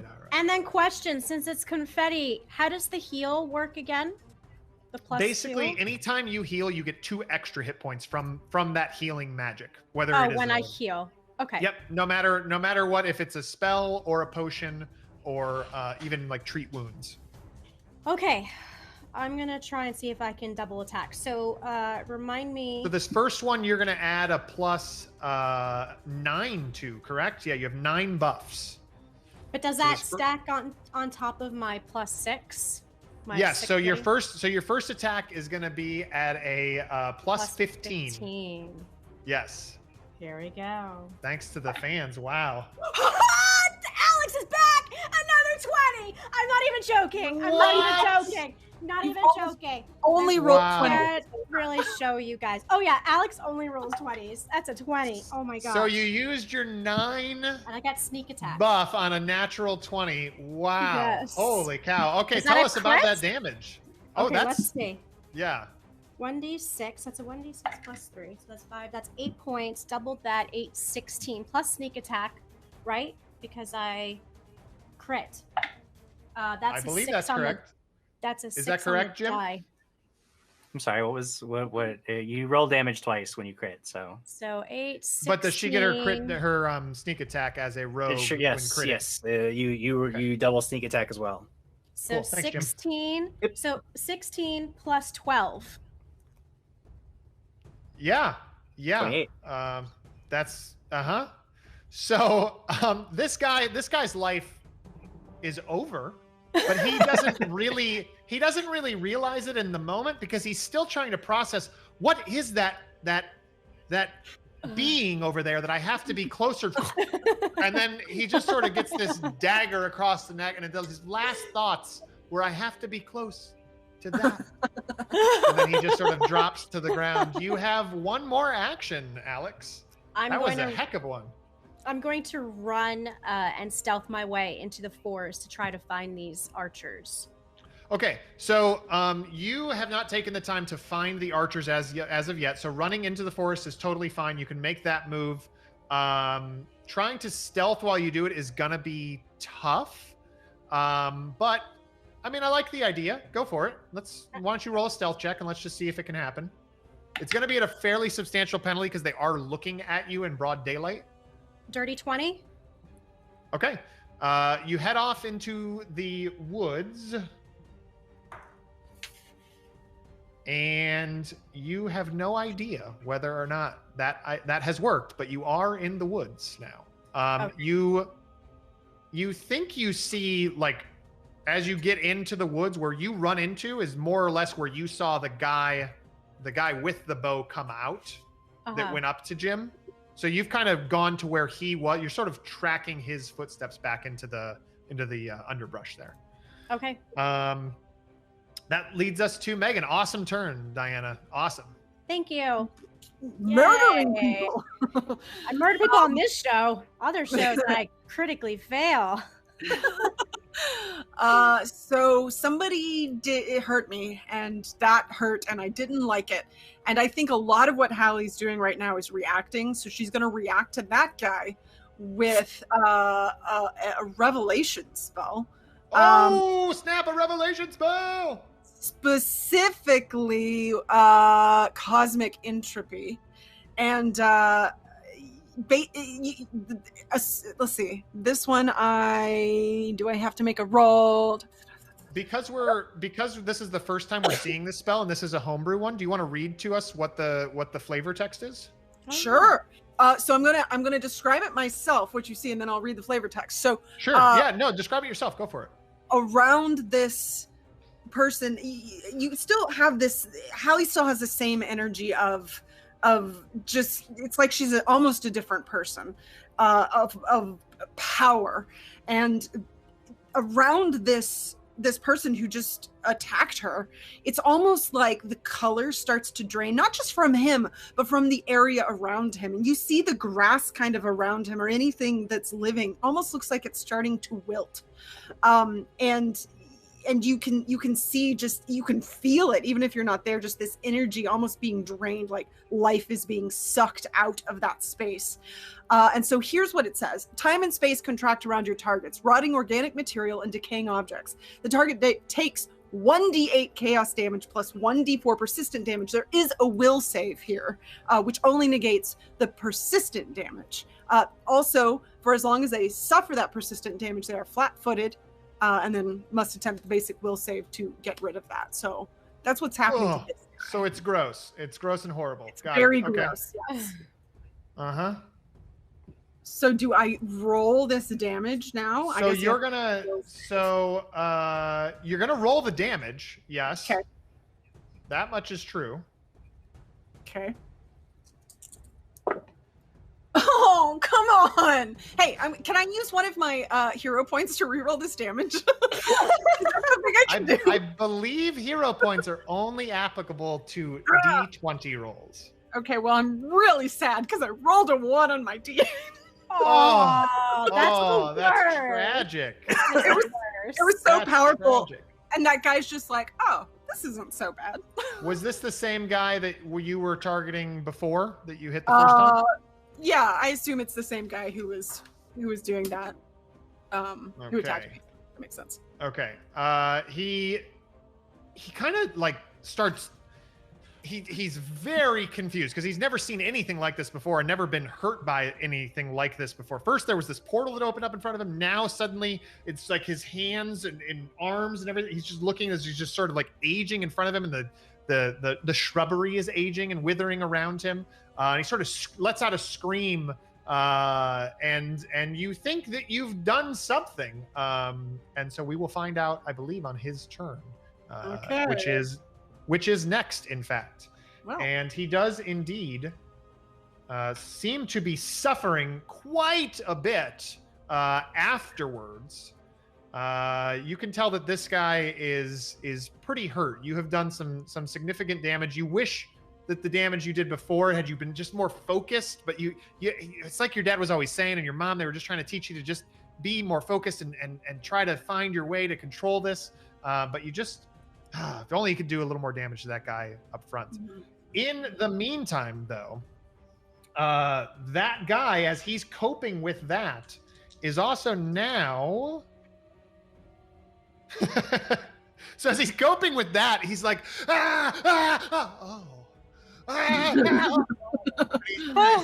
Jim, and so he's gonna begin heading towards Jim, not able to do anything else besides sort of scream and look at his own wounds. He will actually be taking his entire action to try to move over to where Meyer is.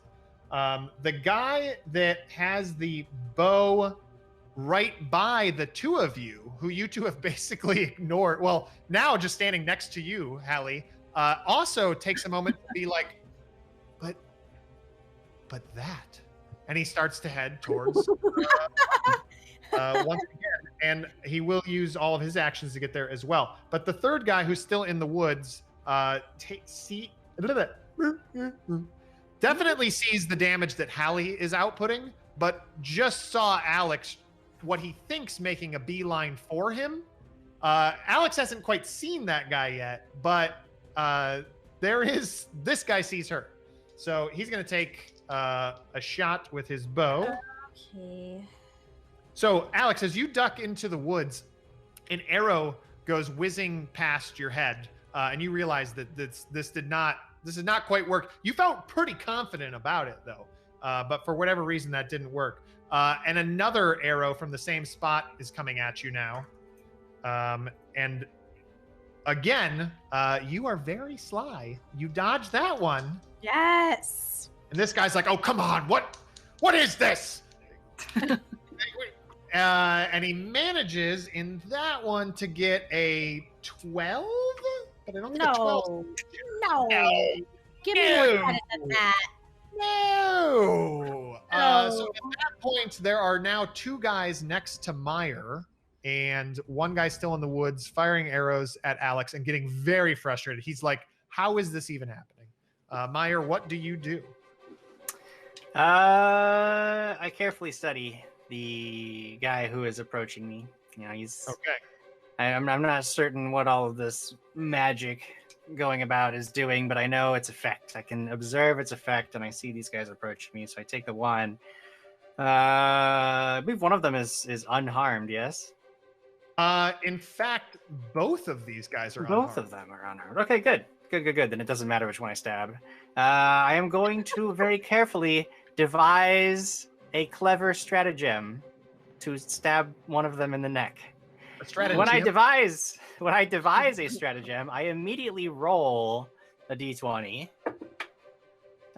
which is a terrible roll, so I'm going to use a hero point to reroll it. Another terrible roll. I'm going to use another hero point to reroll that. Oh man, Jim.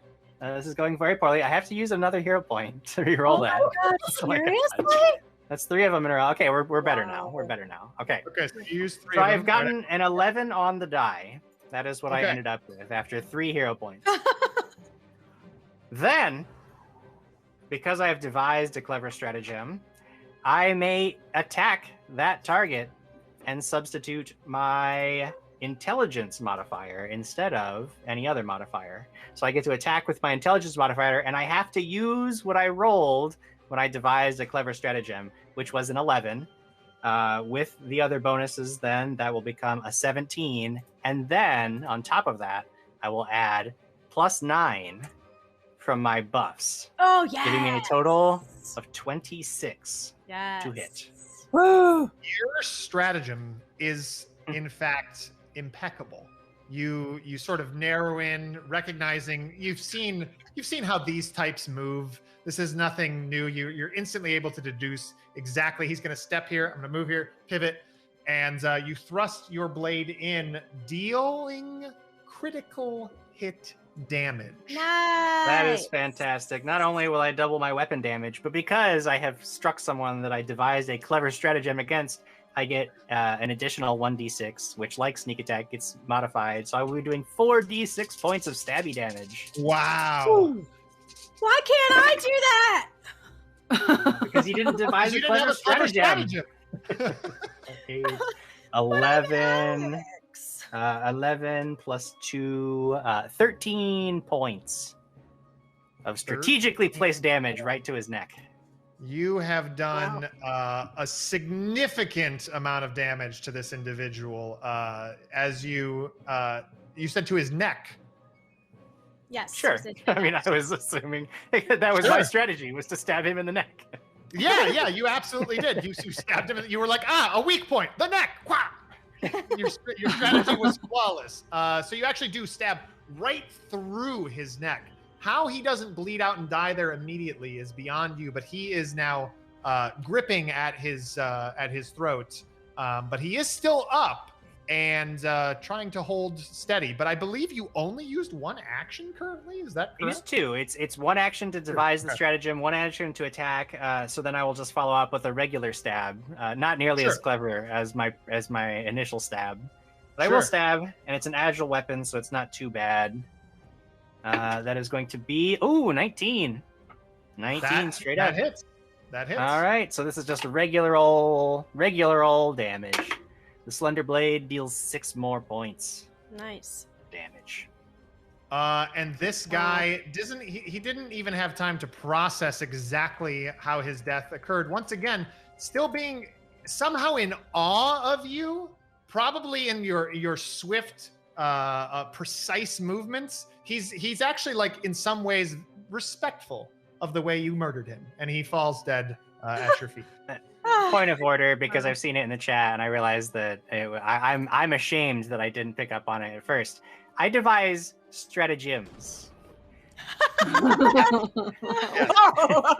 devised a and the stratagem. weather is gone. The weather has been cleared. And see Oh, again. I needed that confetti. The confetti begins to, as the last confetti falls to the ground, you notice that confetti actually starts to sort of disappear, and no more confetti is falling from the sky. We're back to the top of the round. Alex, you are up. You are very near to a guy in the woods who is shooting them arrows. And you know that you saw a second guy heading towards Meyer. Jeez. Do I see the guy that's shooting the arrows? You do, because he took 3 shots at you. You were able to narrow down where he is, and as the confetti clears, huzzah! You were very clearly able to identify him. So you can move up to him in 1 action, and then you can have 2 more. Okay. Yeah, I will move up in one action and This guy's trying to like track you with the bow, but you're just moving too quick. yes, and then I have nimble dodge as a reaction, but that's when he attacks me. Okay, so I'm gonna run up to him and I'm going to like stare him down as I'm running, and I'm gonna attack. I'm gonna stab him with my rapier. Great. Okay, 14 plus 6. You did it. I did That's it. a hit. That is a hit. 3, 5, 6, 7, 8. Nimble little spider monkey. 8 points. 8 points of damage. Wow, a significant hit. This guy reels back from the wound, and he's not happy. And you have one more action. I stab him again. You do indeed. Go ahead. What is? Give it a shot. I always forget. What's the second penalty? Whatever your first penalty, whatever your bonus was, take 4 off of that bonus. That's okay. I rolled a 3. We're good. Okay. So I just kind of like flick the air. All right. That takes us to Hallie's turn. Hallie, you are suffering a little bit from your impulses. You are at the minor level of your curse. Oh. Okay. Yeah. What is your curse? Can we know or no? I don't think she's told you yet. Okay, then don't tell us yet. Don't tell us yet. Okay. I haven't told you, but you notice, you probably didn't actually see that, but it seems like Hallie almost looks slightly transparent occasionally. It's very strange. Also, what does clumsy 1 mean for me now? Sure. The clumsy condition, as I scramble to type it into Archives of Nethys. Clumsy always includes a value. You are 1, I believe, so you take a status penalty equal to that condition, which is 1, to dexterity-based checks and DCs, including your AC, reflex saves, ranged attack rolls, and skill checks. Somebody just stole from you guys, by the way. That's That's what that the thief channel point. They have stolen 1 gold piece from one of you. We will find out who just lost 1 gold piece. Rude. Yeah. With all of this combat and everything, 1 gold piece fell out of your pocket. You're never going to find it. So you're including AC, reflex saves, ranged attack rolls, and skill checks using acrobatics, stealth, and thievery. So basically, anything dexterity based, you are at a -1 to. Oh boy. Okay. Well, which bad guy is closest to me now? They're actually both about the same distance from you. The one that you were beating up rather confidently is the one that is now right by Meyer. Okay. And then there is another one that it seems that Alex is starting to get a handle on. Well, I want to turn around and go over to the one by Meyer, and I want to use my buff for this, and I want to take my staff and just whap him as hard as I can. Yeah, this guy seems sort of torn between staring longingly at Meyer and wanting to kill him, and also in total fear at his life, considering his buddy just died horrifically next to him. Yeah. Okay. Yeah, I'm looking at the wrong page. I want to just see if I can whack him right in the back of the head and get to the right page so that I'm not on the wrong character sheet. There we go. All right. Staff with my buff. Well, I'm glad that I used my buff, I think. So that would leave me at a 9 with the buff. With the bow You had staff. an 8 to your buff. I know, I rolled a 1. Oh. And if I'm using, I have both bow staff and staff. So you know what? I'll make this my staff, which will give me an additional 3 instead of my bow staff. Because I imagine they do the same thing, right? If I'm attacking with it, or do they not? Yeah, but you rolled a 1, so I know. Conveniently enough, as you go to swing. You manage to not realize that you are already in the trees with Meyer there. So you actually manage to sort of hit your bow staff on a tree. So it never even makes contact and you start kind of shaking a little bit. And that will actually use up your last action of shaking because of your critical failure there. Hallie's doing very good in her first combat. Thank you. Doing excellent. Excellent. Amazing. So now there are two people left. I'm gonna roll. Gonna roll save. Are you kidding? Okay, so from the far side of the trees where this guy is just like spider monkey trying to, and then he's just sort of like, guys, just wait. You. And he like just sort of like shoulders past Alex and just like he can't even think about anything else. And he's just headed towards Meyer. That will eat up all of his actions to get over there. So the only other person remaining is the guy that is over there that still has his bow drawn. So he will drop his bow and draw his sword and attempt to attack Meyer, who is there. And I do think he's going to be successful on that one. That is a 23. Yeah, it does it.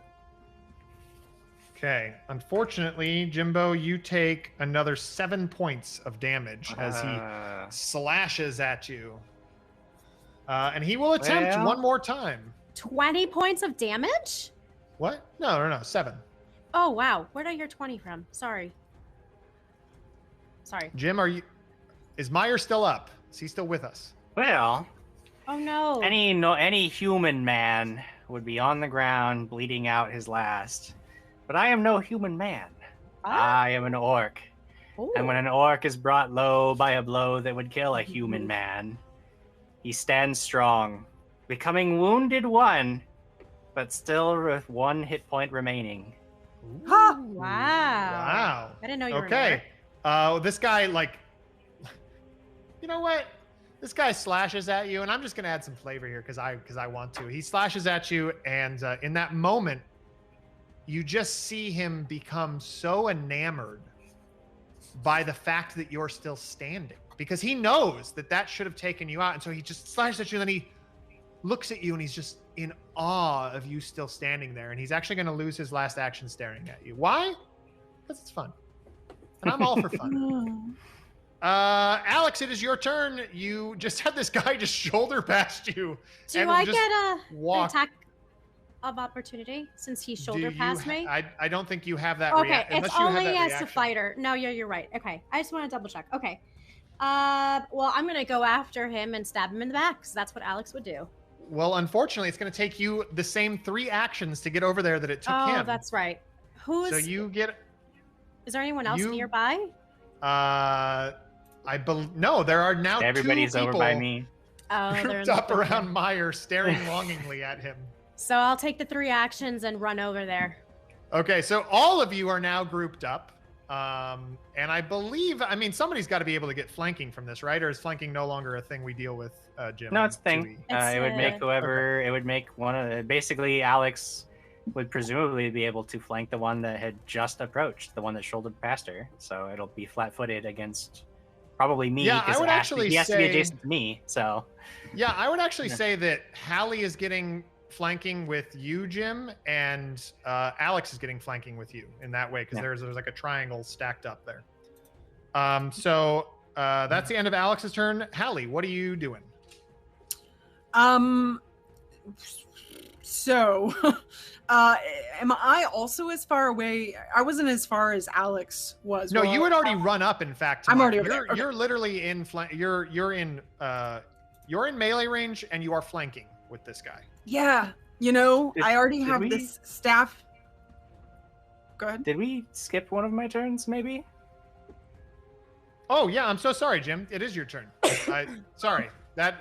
So, Alex, you're going to run up after Meyer's turn. I was curious. I wasn't sure. Because I needed to divide. I just thought I killed you. That was... I very nearly. A regular human man would be dead, but not I. I am very tough. I needed to devise another clever stratagem, this time to stab and not be stabbed. I will attack the one that is actually between Hallie and I. Well, first I have to devise my strategy, and I get... Oh, God, I'm going to use another hero point to reroll. Oh, this is so bad. Oh, boy. That's much better. Okay. So I used one reroll, but on my second one, my strategy is much more efficient. I rethink what I was going to do.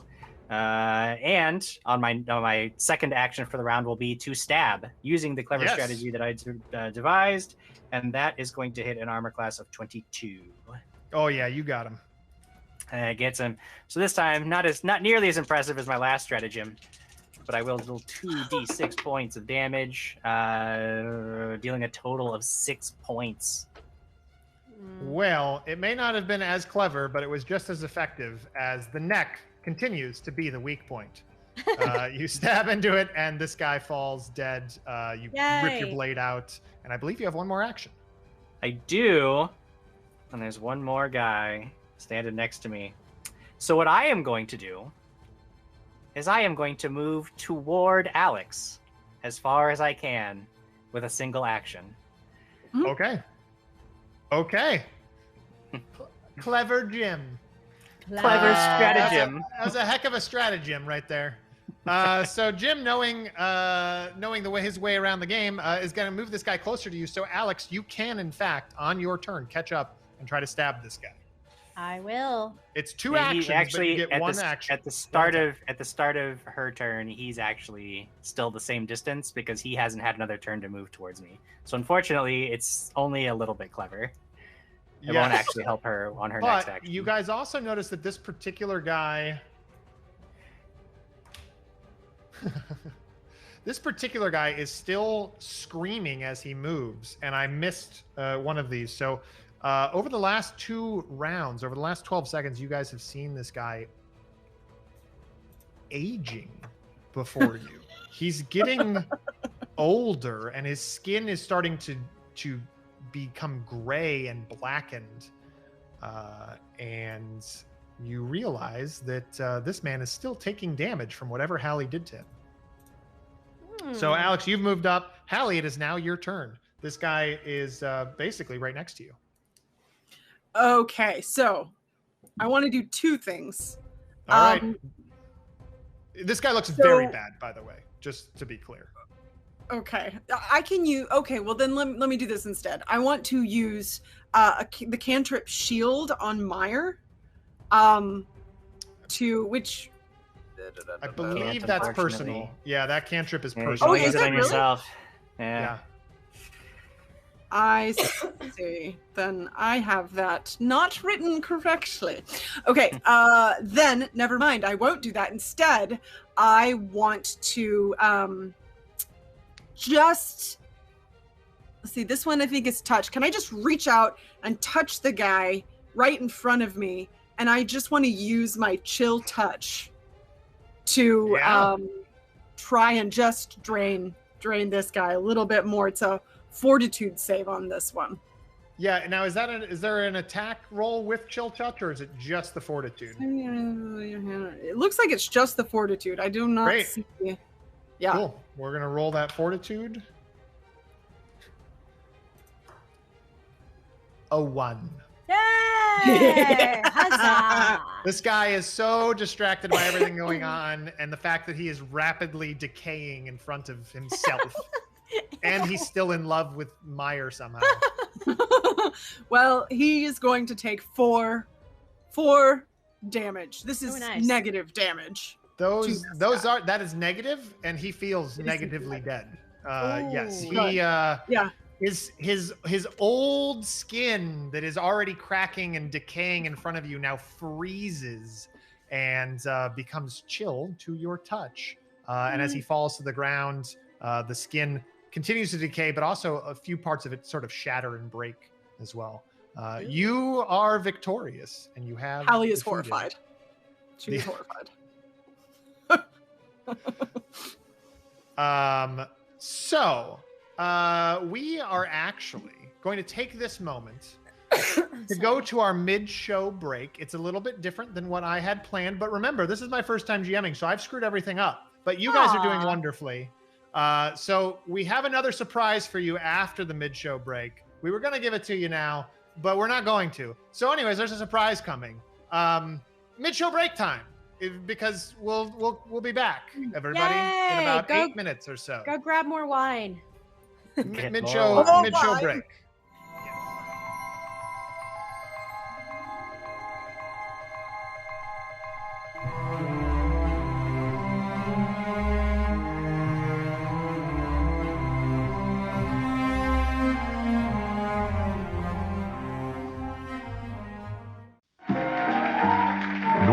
Foundry Dice of Crits was filmed in front of a live studio audience. Where's Adam? I mean, we were supposed to start 20 minutes ago. Oh, yeah, I think he said he was picking up some new dice. Yeah. Hey, guys. There he is! Yeah! Did you get him? Oh, yeah.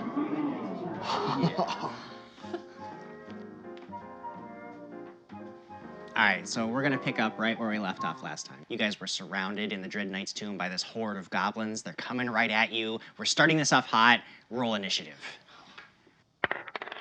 20. 20? 20? I guess you guys are going first. What do? I'm gonna charge in with my axe and wreck the first goblin I see. I'm gonna target one of the goblins with Scorching Ray. Alright. I'm gonna take an arrow and I'm gonna shoot the toughest goblin there. Groovy, you guys line up all of your attacks. Let's roll the dice and see what happens. 20! 20? 20! You guys are really rolling hot tonight. Yeah, must be these new dice we got from Norse Foundry. Far out, those things look really amazing. Don't worry, Jim. I got one for you too.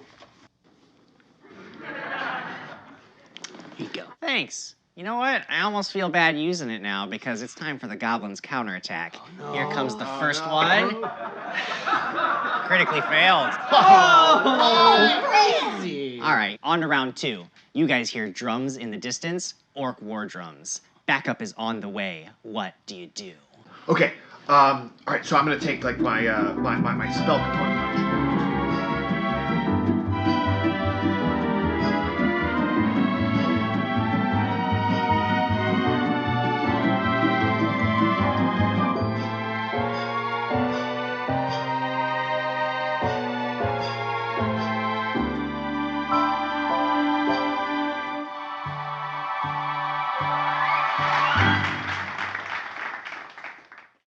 Well, that's it. You've defeated the Dread Knight. You've ended his dark curse. You gather up all the remaining treasure and you take it back to King Trillion's keep and tell him that his kingdom is safe. That's the end of the adventure. Oh, man. Awesome. What do you guys think? Same time next week? Definitely. We'll be here. Thanks, Jim. It's a lot of fun. Yeah, of course.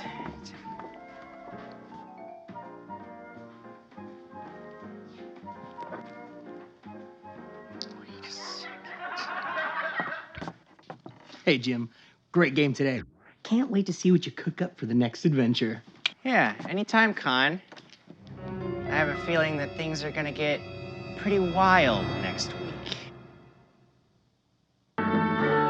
Get your Norse Foundry Dice of Crits today with only one easy payment of $8. Remember, one easy payment for one groovy die. Sale won't last forever. Get yours while supplies last at norsefoundry.com/Kickstarter and make every roll a crit. Every day, millions of people face heartbreak in the form of a silent killer. I'm talking about character death. I'm talking about malicious dice. Failed saving throws, critical misses, failed skill checks. Malicious dice can strike any character at any time, and the results are devastating. I only got to play Celestia for one session. I kept failing. Roll after roll after roll. And then I got eaten by an aberration in the dark. I couldn't roll anything above a 5. The dice just... Diana's tragic story is far from unique. The time to do something about malicious dice is now. And Tabletop Loot knows how to help. They're providing quality, affordable dice jails and shipping them to players in need across the nation. Go to tabletoploot.com today and order a dice jail for yourself and anyone you feel may be threatened by malicious dice. These safe, secure, and humane facilities will keep your tabletop safe from the kind of dice that don't care who they hurt. But it's not about giving up on your dice. Rehabilitation is possible for many of these viciously low rollers, thanks to Dice Jail's tabletop reintegration plans. It's time to stand up for our characters. It's time to put malicious dice where they belong.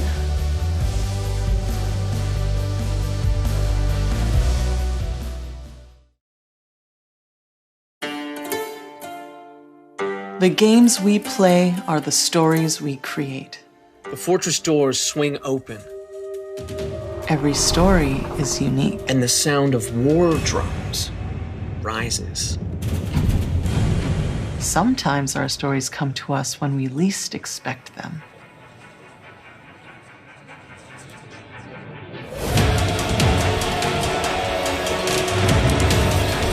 We need to be ready no matter where inspiration strikes.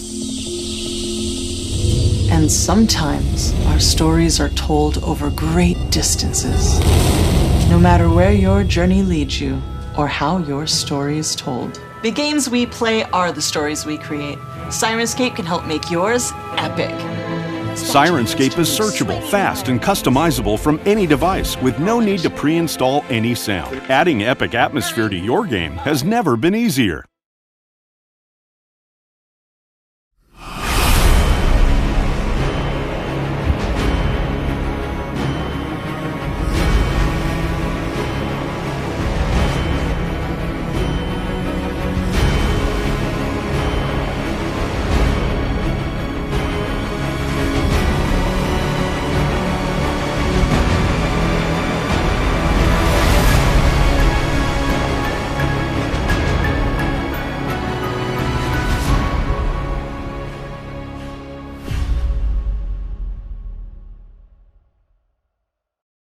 There are legends of a mighty forge where the greatest tabletop weapons are smithed by expert crafters from the finest of materials.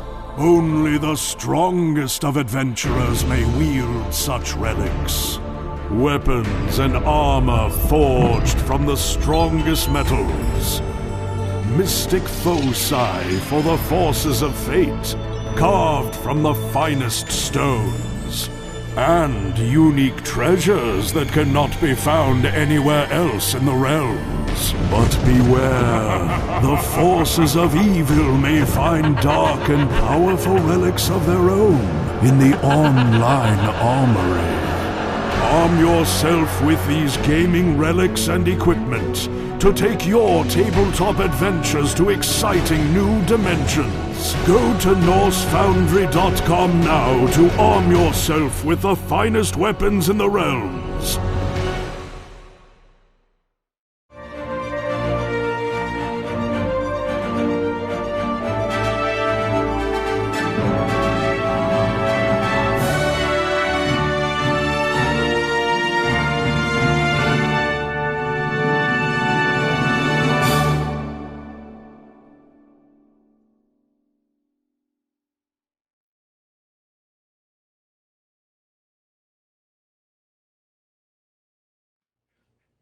Hey, everybody, welcome back to Dragons and Things. We are here for the second half of our episode. We had some really fun surprises planned for you, but unfortunately the tech gremlins are against us this evening, which is no... See, that's one of the gremlins right there. That was one of the gremlins. So unfortunately, we're going to hold off on that surprise until next week, but that doesn't mean that we don't have more fun, exciting things for you. We do have a Norse Foundry dice set to give away this evening. There was a Gleam.io link a raffle giveaway that happened all last week. We have that winner. We're ready to announce them at the end of the episode. In the meantime, though, we've already given away one set of Norse Foundry dice because of our Norse Foundry power-up. So congratulations to Jay Womack. That will go wonderfully in your new gaming store. You can put that up on display as your winning thing. Why don't we do a quick comment break since we're back? So Tech, let's bring in some peoples. There's peoples! Some people. People. Yes, we are people. Hey, peoples, I just want to say I'm having so much fun playing with all of you. It's really, really, really wonderful to have you all back in this. Thank you. We do have... Yes. We know that at some point in time, there will be more people joining you guys. So I believe a wild magic came in for a player that we don't currently have with us. So I would say, because I don't know who gave that one. So the person, whoever gave that wild magic, would you be okay with us holding on to that until that player makes an appearance? Or would you like us to use that wild magic on one of these fantastic people? Jim already has 2 wild magics on him. Meyer. In fact, I think that the healing one, you might want to eat some of that candy, Meyer. Could have to. Uh-oh. That's right. The Cadence saying, "I've missed these commercials." Aww. Also, Mick Crankystank saying, "Can we have a shout out for Adam Rady doing an awesome job in his first GMing role on the channel?" And I say yes. Yes. This is not easy to do, and you set yourself up for a tough one. So you're doing great. Yeah, I really did, and I want a little peek behind the scenes. I wrote 15 pages. We're not going to deal with those 15 pages. Don't worry. It's going to be like 4. I think we'll use. That'll be okay. GMing. We had more things happen. So I wanted to give a shout out to the folks that have tossed a coin and or thieves. So Alex, you lost one of your gold pieces. I know. Fluffy Walrus 84 stole one of your gold pieces. So mark that off your character sheet. You no longer have one of those gold pieces. However, it kind of evens out because Simon Jr. gave you, tossed you a coin, as we're calling it. Toss a coin. So it was toss a coin to Alex. Coin to your yeah, no. Oh, now it's going to be stuck in my head. It was in my head. Sorry. No, it's killing me. Kyle Rubart also tossed a coin, but that was TBD. So I don't know if we ever resolved who that was for. Jay Womack gave some buffs for everybody but me, which I believe is when he won his Norse Foundry power up. Nice. Sarah BC won. Cheer did. Just off the 6 followed, and Sarah BC1 also gave a buff to the table and an unbuff to me. Yay! I got an unbuff. I'm just gonna save those since I'm getting so few. I'm gonna save them all season long, and then just use the one massive unbuff on one of you. That's cruel. Yeah, that's upright cruel. That's nice. Hey, somebody just tossed a coin. Ooh. That was Gary Bones. Thanks, Gary Bones. Somebody gets an extra Thank gold you. piece. Real Gobshite in chat, letting people know those things don't go away. The wild magic's fade at the end of the episode. That is correct. I'm sorry. Batman Sarah also saying that someone over prepared. Yeah, that someone was me. Over prep. It's better to over prep though. So it is and it isn't. I think it's bad. We have some huzzahs to give out as well. Ooh, huzzahs! Legend of Katie and Kimbleton. Ooh, no, a thief!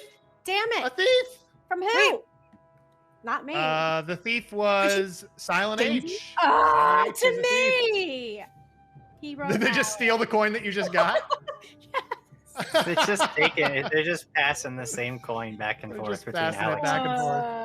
So we got a huzzah to give out. Huzzah! Huzzah! Thank you so much, everybody. Let's get back into this thing. If I go find my 15 pages of notes. Okay, so you guys do know that you are about a half a mile from, or at least according to what this sign said, from the barrows. You have a coin has been tossed. You have 4 bodies coin fight. in and amongst the area. I would love to loot the 4 bodies. You can loot the 4 bodies. I would say that what Alex might be interested in, I would say that you can get some arrows and some daggers. Each guy has a longsword, studded leather armor, dagger, short bow, arrows, and a water skin. So nothing too fancy. They're not actually carrying any gold or money of any kind, as you maybe would have thought they would be. They are all dressed in the livery of the Knights of Arender, but each one kind of has a little bit. Yeah, but each one has none of them are actually. One of them is wearing the boots, but everybody else is probably in whatever shoes they were in before they put these clothes on. Do I recognize any of these people? Who they work for? No, I mean, at this point, you could certainly try to do, maybe a society check. I probably won't know. 17, 18, 19, 20, 21, 22. They're dudes. dudes from somewhere.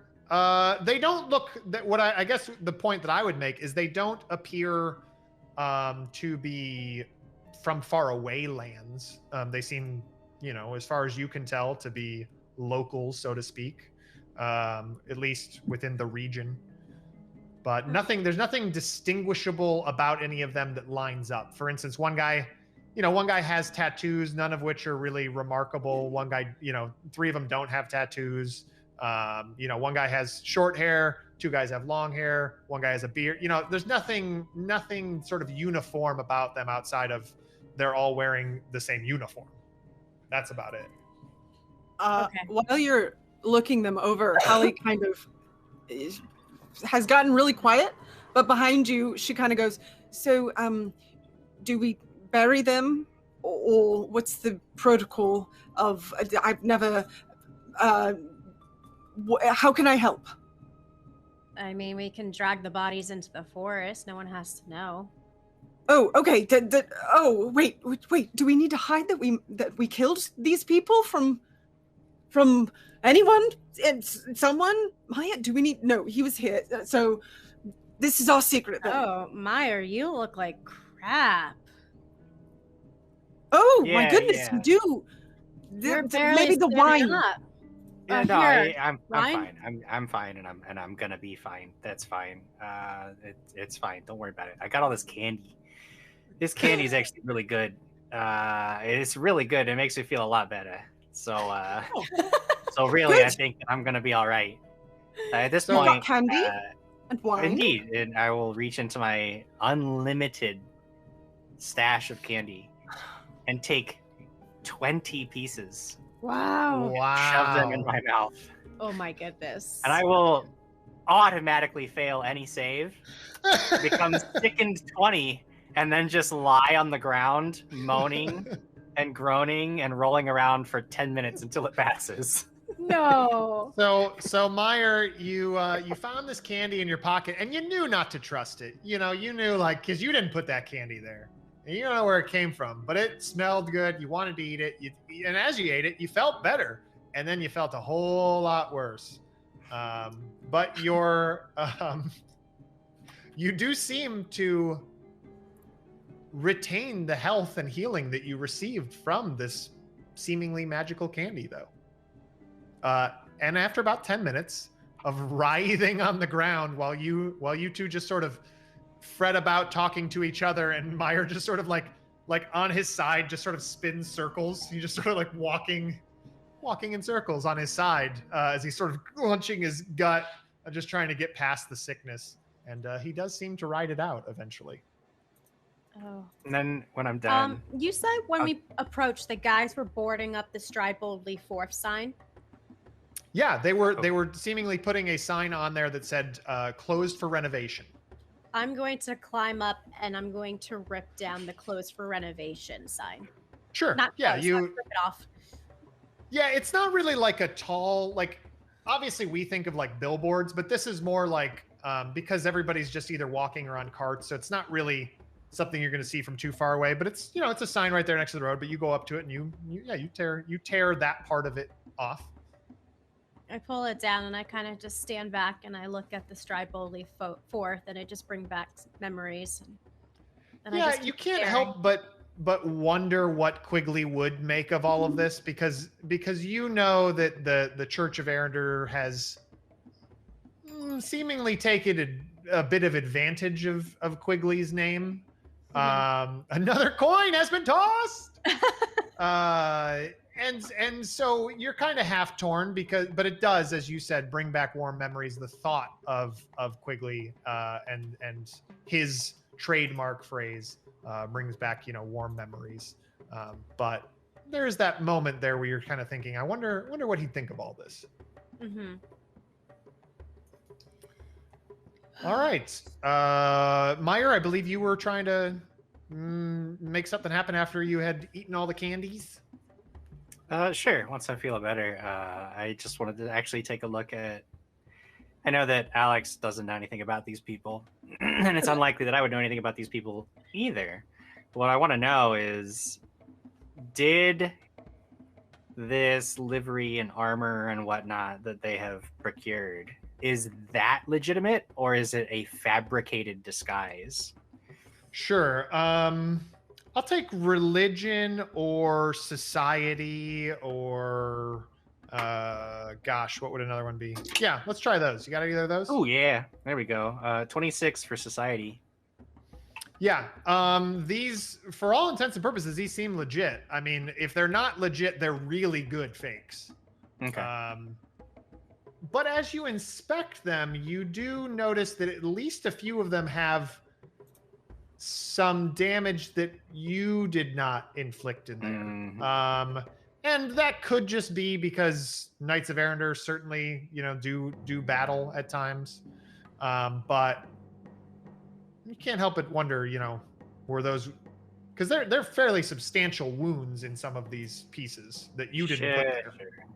Yeah, no, there's a bunch of other bodies laying around somewhere. That's unfortunate. Wait, what do you mean more bodies somewhere? Did we kill more people? No, we didn't kill anybody. It's these guys. They this is all legitimate, church attire and whatnot. So I'm guessing these guys, they killed some boys and took what they had, and it was posing as, So we did a heroic thing by killing them. Well, here's the thing. When somebody tries to stab you and you stab them back, heroism doesn't really come into it so much. You seem new to this. Look, here's the thing. If somebody tries to stab you, it is totally okay to stab them back. You are fully, morally, almost obligated to defend your own life. You don't have to worry about it so much, okay? Right. Okay, so if they try to take your life, you take theirs. You snuff it out. Yeah, what else are you going to do, Yeah, where do you think they go? It is an important, yeah. Okay, so that was the first, big adventure step that you take as an adventurer. And we did good. You did good. I did things. Now we go to the bar. You can tell that she's visibly, she's just agitated. She's super agitated. And just trying to make it seem fine as she's saying all of this. Let's go to the barrow. And did Maya tell you about this book that my parents had? It's this book of mirror thing, and I can't read it. Not really. I can kind of read it. And she's just gonna keep talking about everything. Hey, Blue, calm down. Here, have a piece of candy. It'll be okay. Candy, yes, great. She will immediately eat it. Do you want wine? You discover, Hallie, that the candy tastes wonderful. It's washed down magnificently with some wine. They pair very well together. And you do actually notice that because you were wounded, one of your wounds actually starts to kind of close up a little bit. But I do need a will save from you. Or fortitude, excuse me. Fortitude save, excuse me. Fortitude, okay.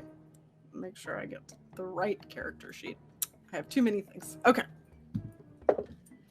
Oh boy. Fortitude, okay. I got 7.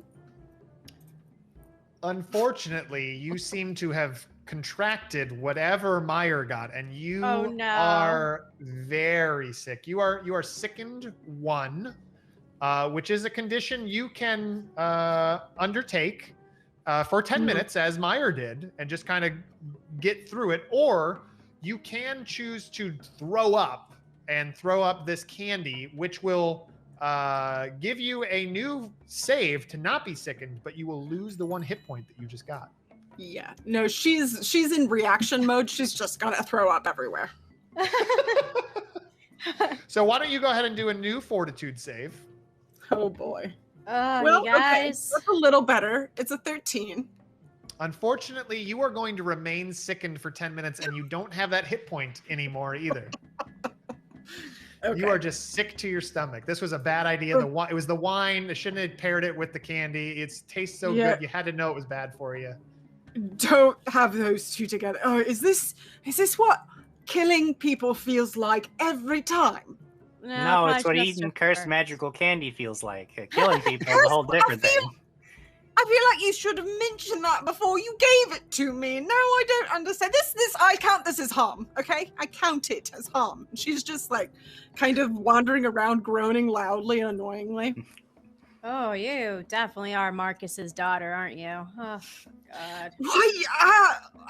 Because I feel sick and I'm expressing it. No, the whining. He whines sometimes. Huzzah!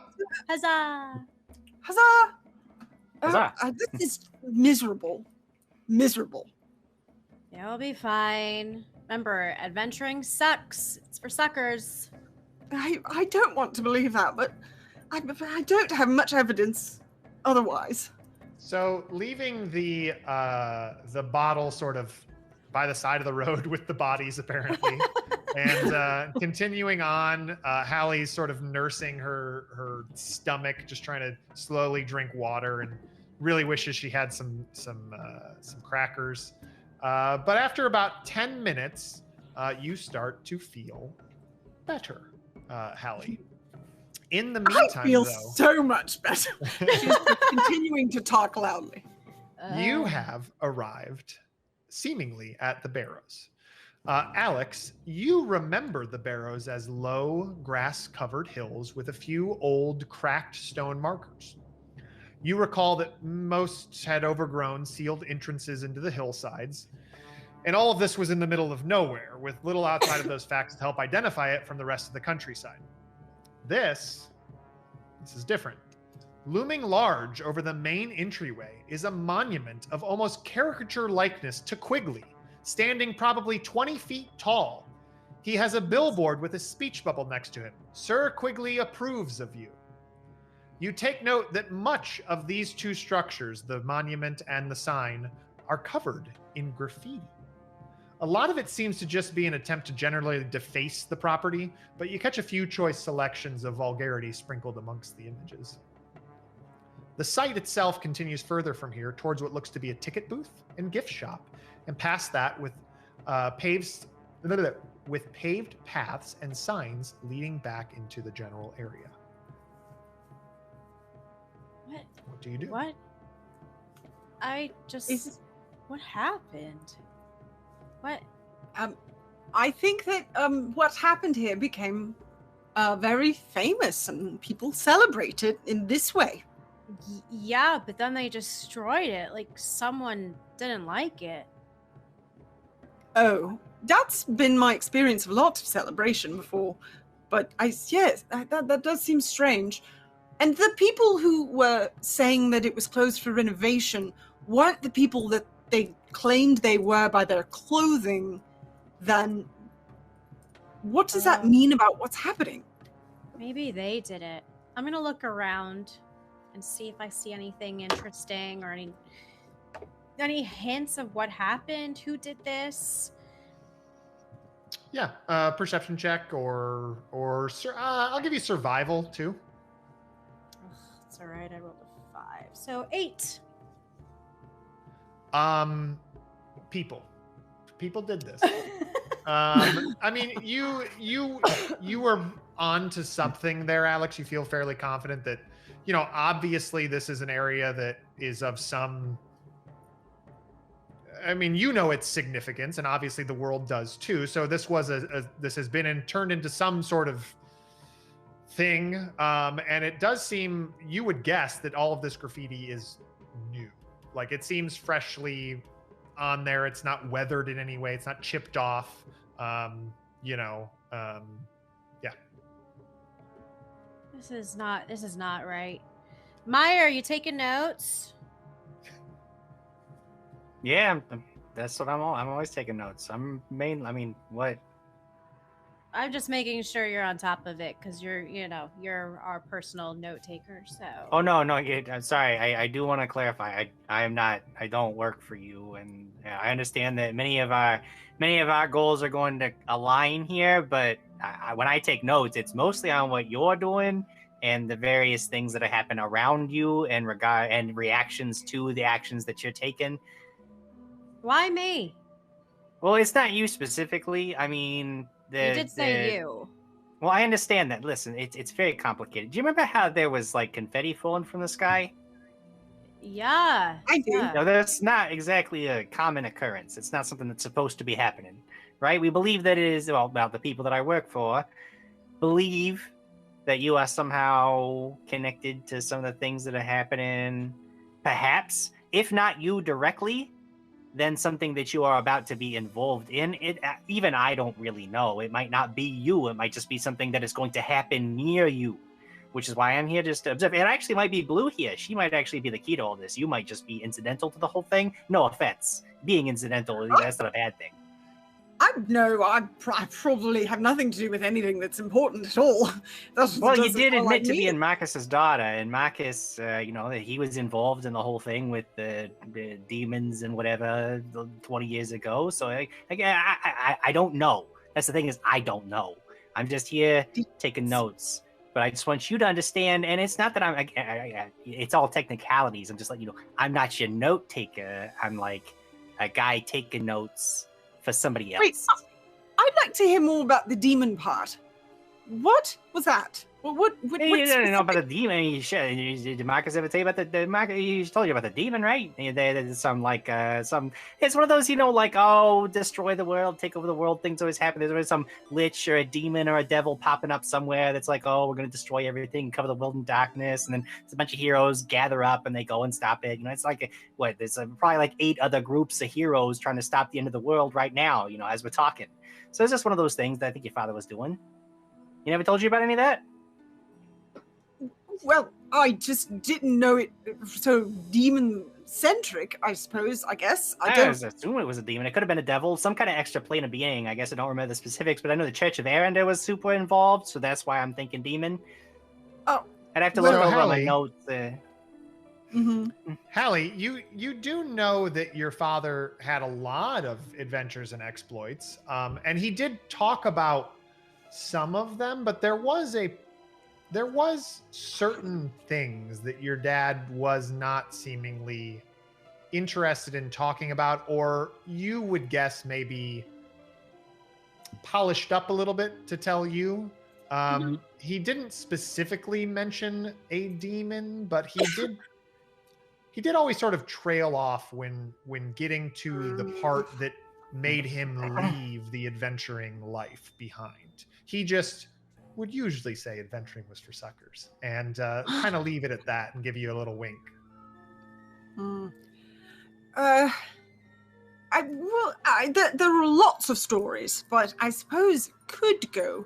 There were just a lot of things that were missing, and adventuring from all the stories that I got to see looked like so much fun, and they expanded upon all sorts of varieties. But then you hear these kinds of stories and they just sound like there's a lot of walking and stabbing and trying to not get stabbed, and then confusing things like apparently demons.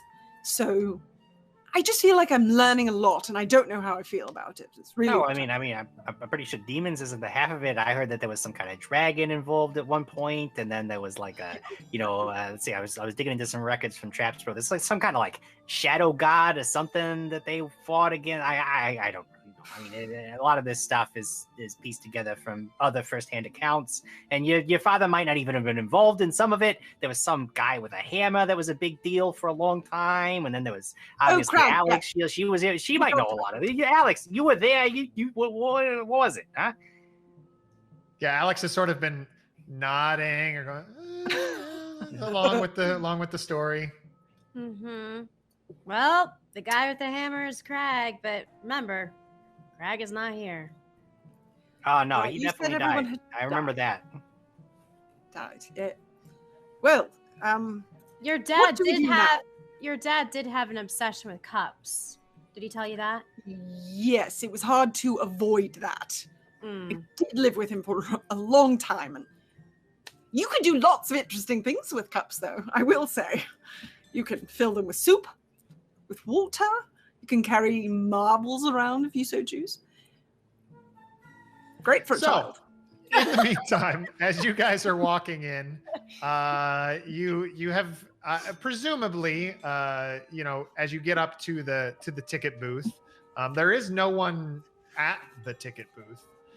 There are signs, though. In fact, there is a specific sign that you read that says, basically, it's like anything that you'd see at a museum or zoo or outdoor area. Where it's got arrows and names. So it says tombs for the Porter Knight, Archmage, and the Silver Harp to the left. Bathrooms, Arender's Eats, and Temple straight. Tombs for the Flame of Ferronin, the Oakheart, and Orissa's Sacrifice to the right. Hallie, one of those names in particular catches your eye. Ferronin. Ferronin, that name is featured prominently within the pages of your parents' book. You have not been able to decipher much, but that is a particular name that you continue to see brought up within the book. This name here, it's in the book. If you look at it like this, you can see that that's the same name. She's gonna go show Alex. This right here, same. It's there and here, Ferronin. Does that mean anything to you? Yeah, for Alex, for all intents and purposes, the name she's showing you could be Badger or Scooby or Licorice. You can't make it out at all. Yeah, definitely see the name there. Okay. Yeah, okay. What are you right? trying to Same get thing. At? Yeah. I don't know. This is pretty much all I've been going on, is just following or trying to understand a little bits of what they were speaking about to one another, and then see if that leads me to finding where they went. Why did your parents leave you anyway? I don't know. It's really upsetting that would ever happen. How old were you when you left? Oh, it wasn't all that long ago. I mean, Mom does her things and Dad does his things, and I was a part of those various things at various different times. And then I can't find them anymore. And I thought that maybe I should search for them. Okay. Well, lead the way. You have the book. Oh, yes. Well, all I know now that we're here is this name. So let's go that way. Is there a way to go following that particular name? Yeah, I mean, absolutely. I mean, this is for all intents and purposes a museum or culture site or holy site, maybe, for different things for different people, probably. But it's all very well marked off. So you go down, you make your way there, and you very easily find the barrow to the Flame of Ferronin.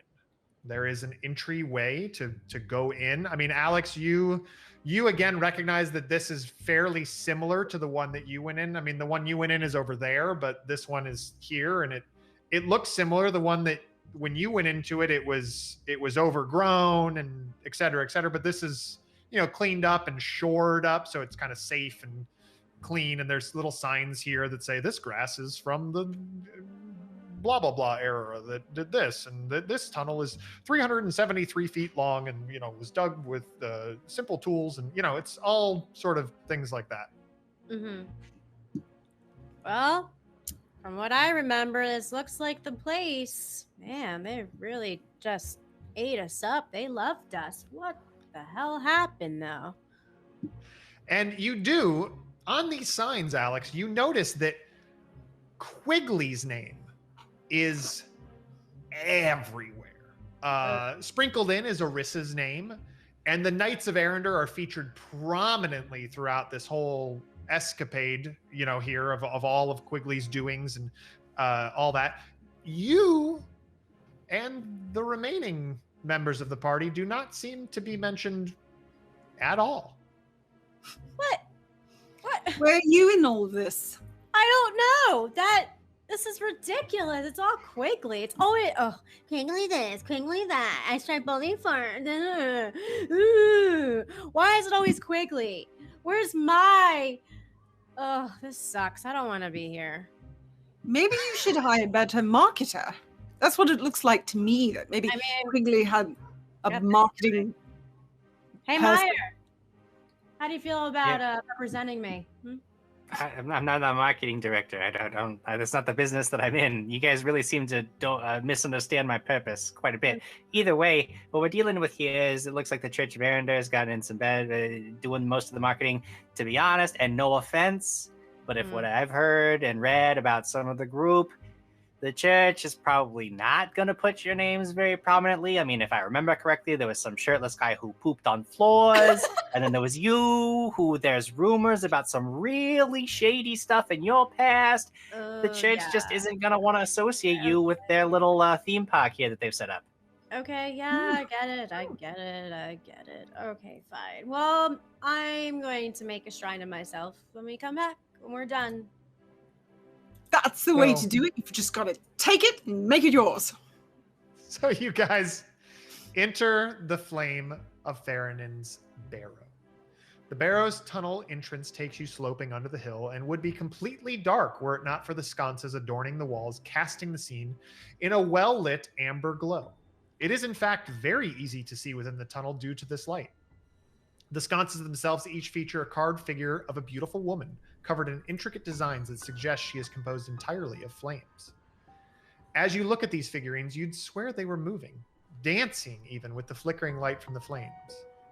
You come to an archway, and over top it you see a phrase written in common: "Let all darkness feel her wrath and recognize night no longer." As the tunnel's descent levels off, you enter an area covered in displays, or what's left of them. Various pedestals and display cases lay strewn about, knocked over and or otherwise emptied of their valuables. Red velvet-like ropes that marked off areas restricted to visitors lie on the ground.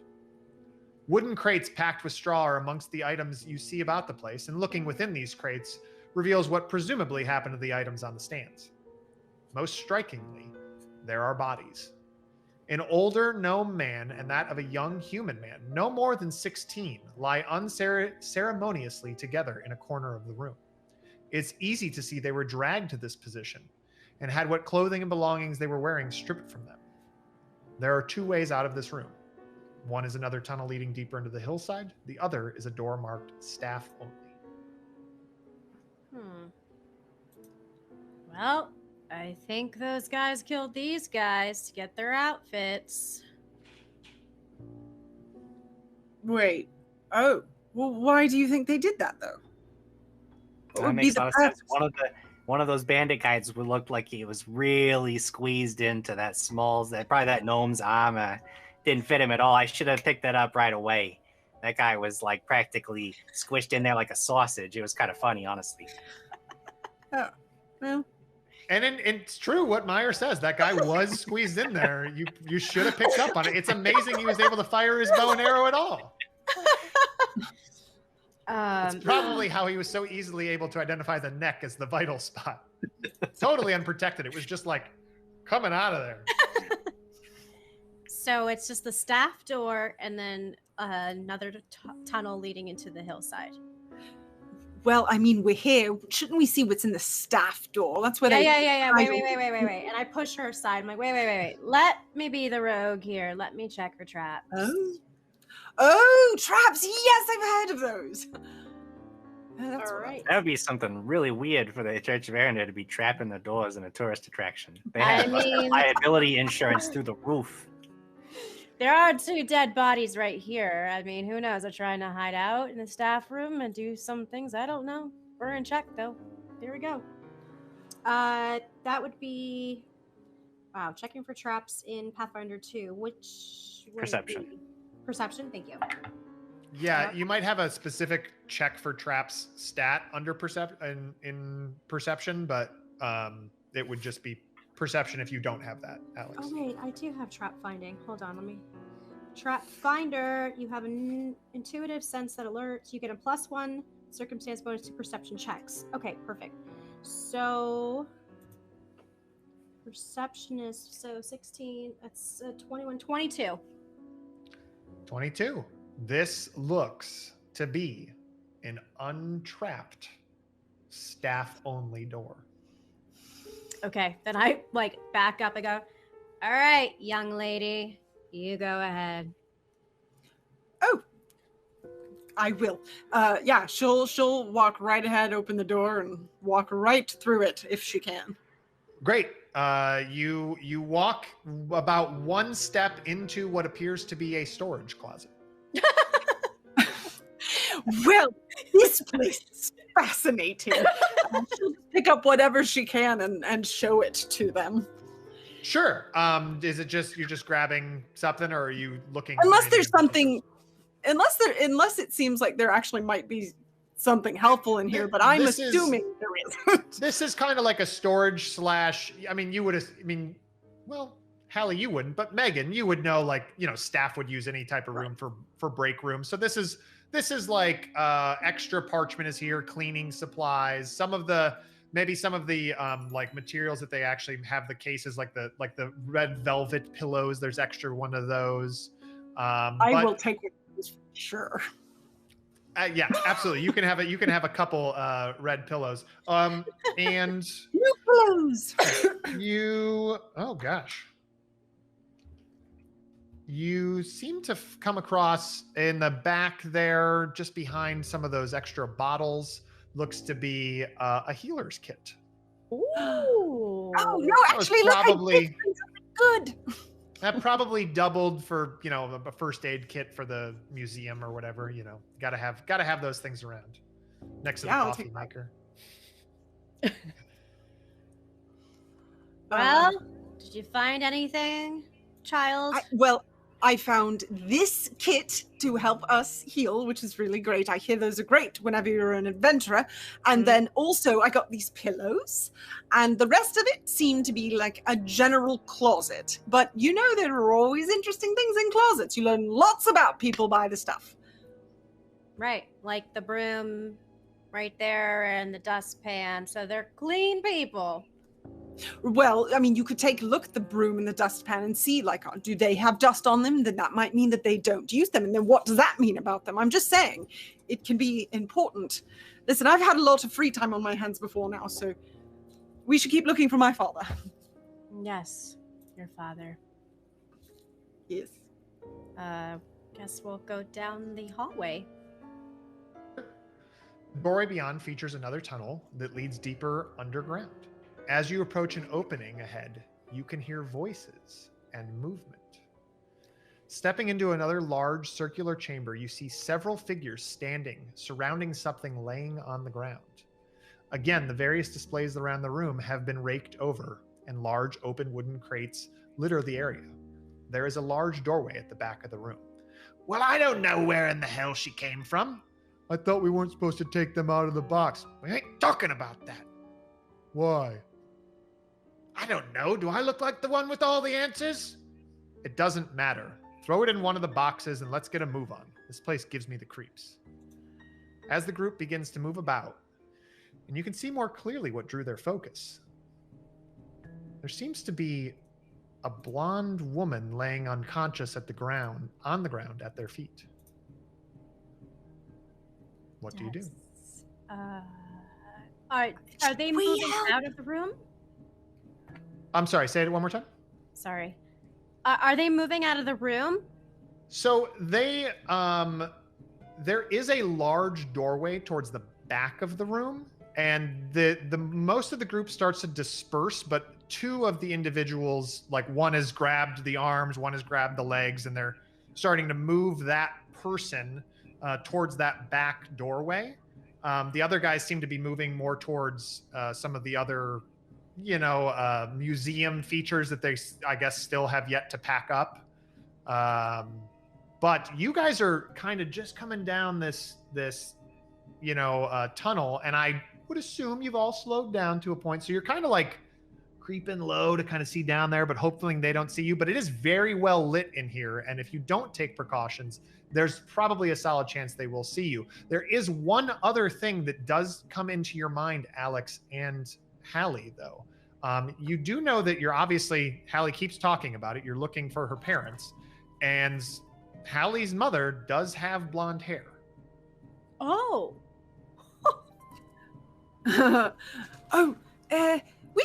We should help. That could be somebody like my mom. Right, but we also don't know these people, so we have to be careful. Oh, so do we, like, ask them nicely? Or don't do that? We stab them? Is there anywhere to hide? I mean, you could go back up the tunnel. Oh, no, we can't do that. There's nothing. Unfortunately, there are sconces along this tunnel. So these sconces, I mean, they are emanating light. So you are, no matter where you go, you're pretty much there. I mean, I guess, Alex, you're all in black. So in theory, maybe you could like tuck yourself up against the wall on the far side of the sconce, and maybe, you know, you might avoid like a cursory, just sort of like, I'm not even paying attention. Right. But if you guys continue to stand there, you're going to get seen. What if I cause maybe some sort of distraction, like make some noise further away, and then is that helpful? Yeah, try that. I might be able maybe to do that. Can I use prestidigitation to make a sound or move an object or something on the other side of where we are? Is that a way I can utilize that? Yeah, I like it. I like prestidigitation. I'll let you do whatever you want with prestidigitate. No, prestidigitation can. Yeah, I mean, for all intents and purposes, there's nothing. You can make a sound, and it can be from over there, but it's not something like you cannot really dictate what the sound's just going to be like.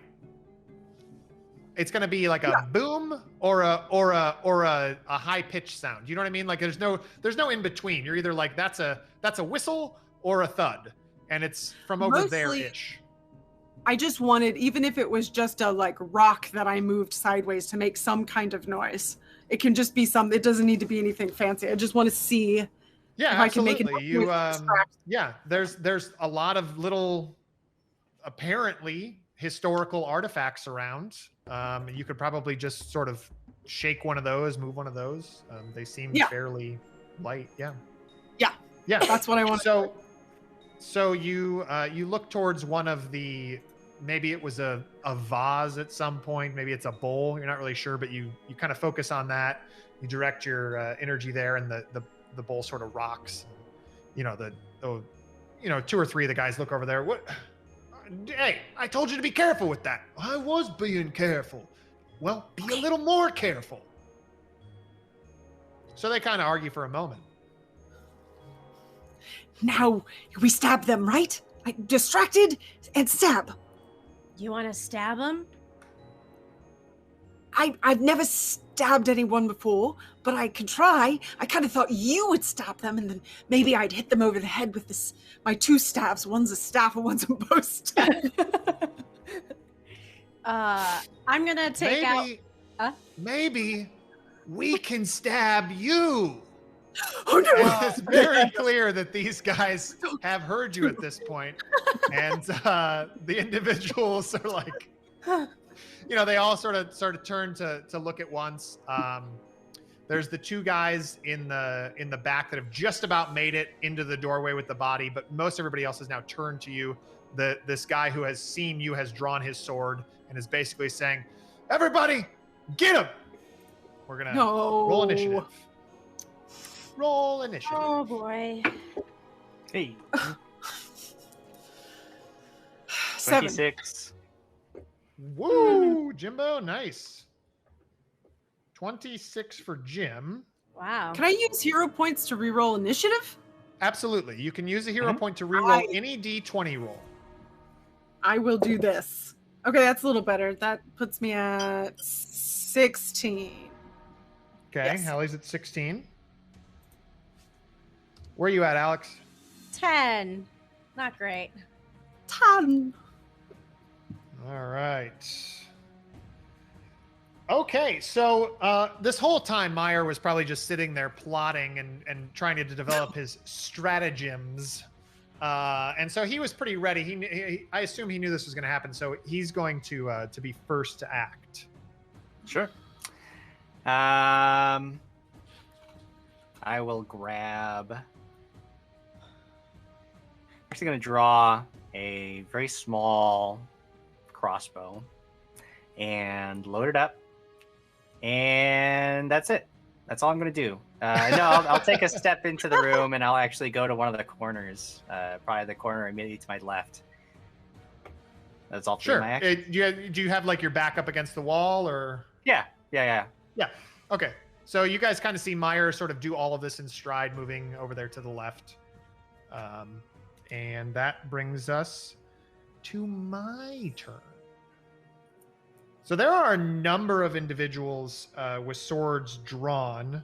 Actually, excuse me. One had his sword drawn. The rest of them now draw their sword on their turn. This lead guy. I'm awfully pretty. Do they do any of that? Yes. That's a good point. You said to the end of the episode, and I will make you pay. I did. You're right. Okay, here we go. All right. A number of them move towards you. In fact, 3 of them seem to just look at you and again follow you with that gaze in their eyes. 2 of them, including this first guy, do not seem to fall under that particular effect. Those first 3 guys are actually going to take most of their turn. In fact, mechanically, all of their turn to get to you. Those other 2 guys are also going to move up to these 2 heroes in the doorway. So now everybody's basically near you anyways, Meyer. But the 2 other folks are moving up to engage. So that's pretty much all they could do on their turn. The 2 guys in the back continue to move down the hallway, though. They did pass. And that takes us to Hallie's turn. Hallie, why don't you, Hallie, you, on your turn, you don't notice anything, but it's your turn. Okay. Well then, I would like to use my admonishing ray on the whichever one is closest, I suppose would be best. That would be the leader. Okay, then I will go after the leader. Yes. And basically, it's just going to feel like a big old slap in the face. It's just like out of nowhere, just some ghost invisible thing slapped him hard. Okay. That is, this is a spell attack roll. Okay. That is 16. And what is the save on that? It is. Or is there a save? I'm sorry. Or is that just a hit? It's just a spell attack roll, no save. Just a spell attack. Great. That does indeed hit the individual right in front of you. He sort of slaps his head back, having been slapped. 2d6 bludgeoning damage for 5 total. Yeah. Ooh. It's a hard slap. Very hard slap. You know, he's like, he just comes running up there and whack. He's like, what even just... What? He sort of slaps and his head kind of yanks to the side where he's now looking at Meyer, and he sort of, even this guy sort of like now does a double take because he has no idea what his men are doing up there. Just sort of like staring at this guy, but not drawing their weapons. He's very confused. Hallie, that was, I believe, 2 of your actions? Mm-hmm. Yeah, so you that have one. You have 1 other action. Okay. I can still attack with that. Is an attack is 1 action. If you have a weapon in your hand, you can. I mean, you could punch. You could just try to take a fist. I mean, I imagine I'm holding my staffs because. Oh, are you holding a staff? I mean, if you walk with the staff, I buy it. I will believe. Yeah, it. I mean, I don't know where else I would put it. So probably, she just walks with 2 big staffs, I guess. Yeah, she'll just try and hit if anyone's in range of her.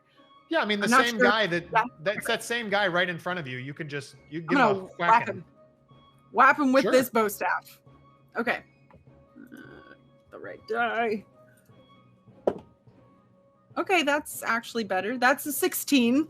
So that will this dude, his head was right here. He's like looking in that moment where he's just sort of dumbfounded. You just whack him right there in the gut. You just sort of poke him with that staff, real hard. Yes. Slapped him in the face and hit him with a staff. Oh wow! For two whole damage. Okay, not real hard, but kind of hard. I think I slapped him harder than I hit him with my staff. So, got to get better at the staff. Hallie needs practice. So, Alex, it is now your turn. Nice job, Hallie. The guys are right up to us. Yeah, I mean, there's basically one guy in Hallie's face, one guy in your face. The main guy, or what appeared to be the main guy, the one at least giving orders and who noticed you, is the one that's fighting Hallie. And then there's a number of guys that have run up to Meyer. Okay, well, since the guy's in my face, I'm going to stab him with my rapier. Sure. 13 plus 6. 19? That'll hit. Great. 4, 5, 6, 7 points of damage. 7 points of damage. That was a significant hit. This guy, again, he sort of gets stabbed right. No, you probably got a lung. You probably got something vital in there. Nice. If nothing else, you got a lot of blood coming out of that wound. Great. So that was one action to draw, one action to stabby stab. Unless you didn't tell me you drew before you went in, so I'm going to hold you to that one. Mm-hmm. Okay. Can I stab again? Yeah, you can. This one is at whatever your normal attack is, but at less 4. Gosh, math 6. No, 12. So on this one, Alex, this guy manages to sort of just dodge out of the way of this second one because he got hit and then he just sort of pulled back before you could get him again. And that moment where you're lunging, you're looking back towards the doorway, and you see those two guys with the woman going, sort of disappearing down the tunnel. And in that moment, the woman's eyes open and you lock eyes with her for the briefest moment. And you realize that you are looking at Lyra. And we will pick this up next week. Oh no! No! Lyra! Lyra, where are you? Lyra, where are you? Being carried away. Oh, that was a Lyra, lot. can you hear us? Somewhere in the universe. Lyra! There's Lyra's voice. There's Lyra's voice. There's So that puppies is and wine it. up here.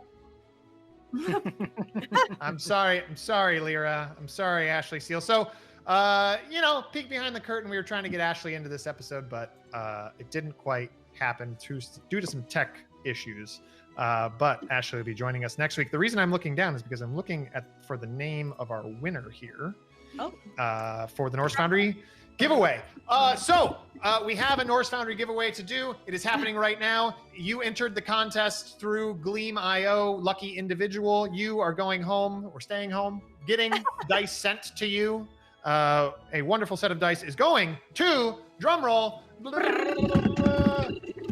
Wesley A. Robinson. I think it's Robinson. There we go. Wesley A. Robinson. You are the winner. Wesley A. Robinson, congratulations. Congrats on your win. All you have to do is just get in contact with us basically anywhere. You could do it through Twitter. You could do it through, I guess you could do it through Facebook, though who uses Facebook anymore? Instagram, Twitch, YouTube, we're everywhere. Twitter's probably the easiest, but just send us a message there or here on Twitch, and we will let you know what to do, which is basically send us your address. We'll get that onto Norse Foundry, and they will send out all your stuff. Look there's Lyra! There's a Lyra! She's frozen in time! Frozen time. Frozen with puppies and wine at the moment. But you look fantastic. You look what a great freeze I poured frame. myself a glass of wine, and I'm on 2 right now because of technical difficulties. What a wonderful freeze frame, though. That's not bad. So everybody, Lyra will be joining us next week. I'm very excited for that. We're going to fix all these tech gremlins, and we're going to get them all situated. We also obviously gave away our Norse Foundry power-up. So again, congrats, Jay Womack. We have, I believe, another Norse Foundry power-up for... Yeah, that's coming. That's not... I don't believe that's in effect yet, but we will have another one.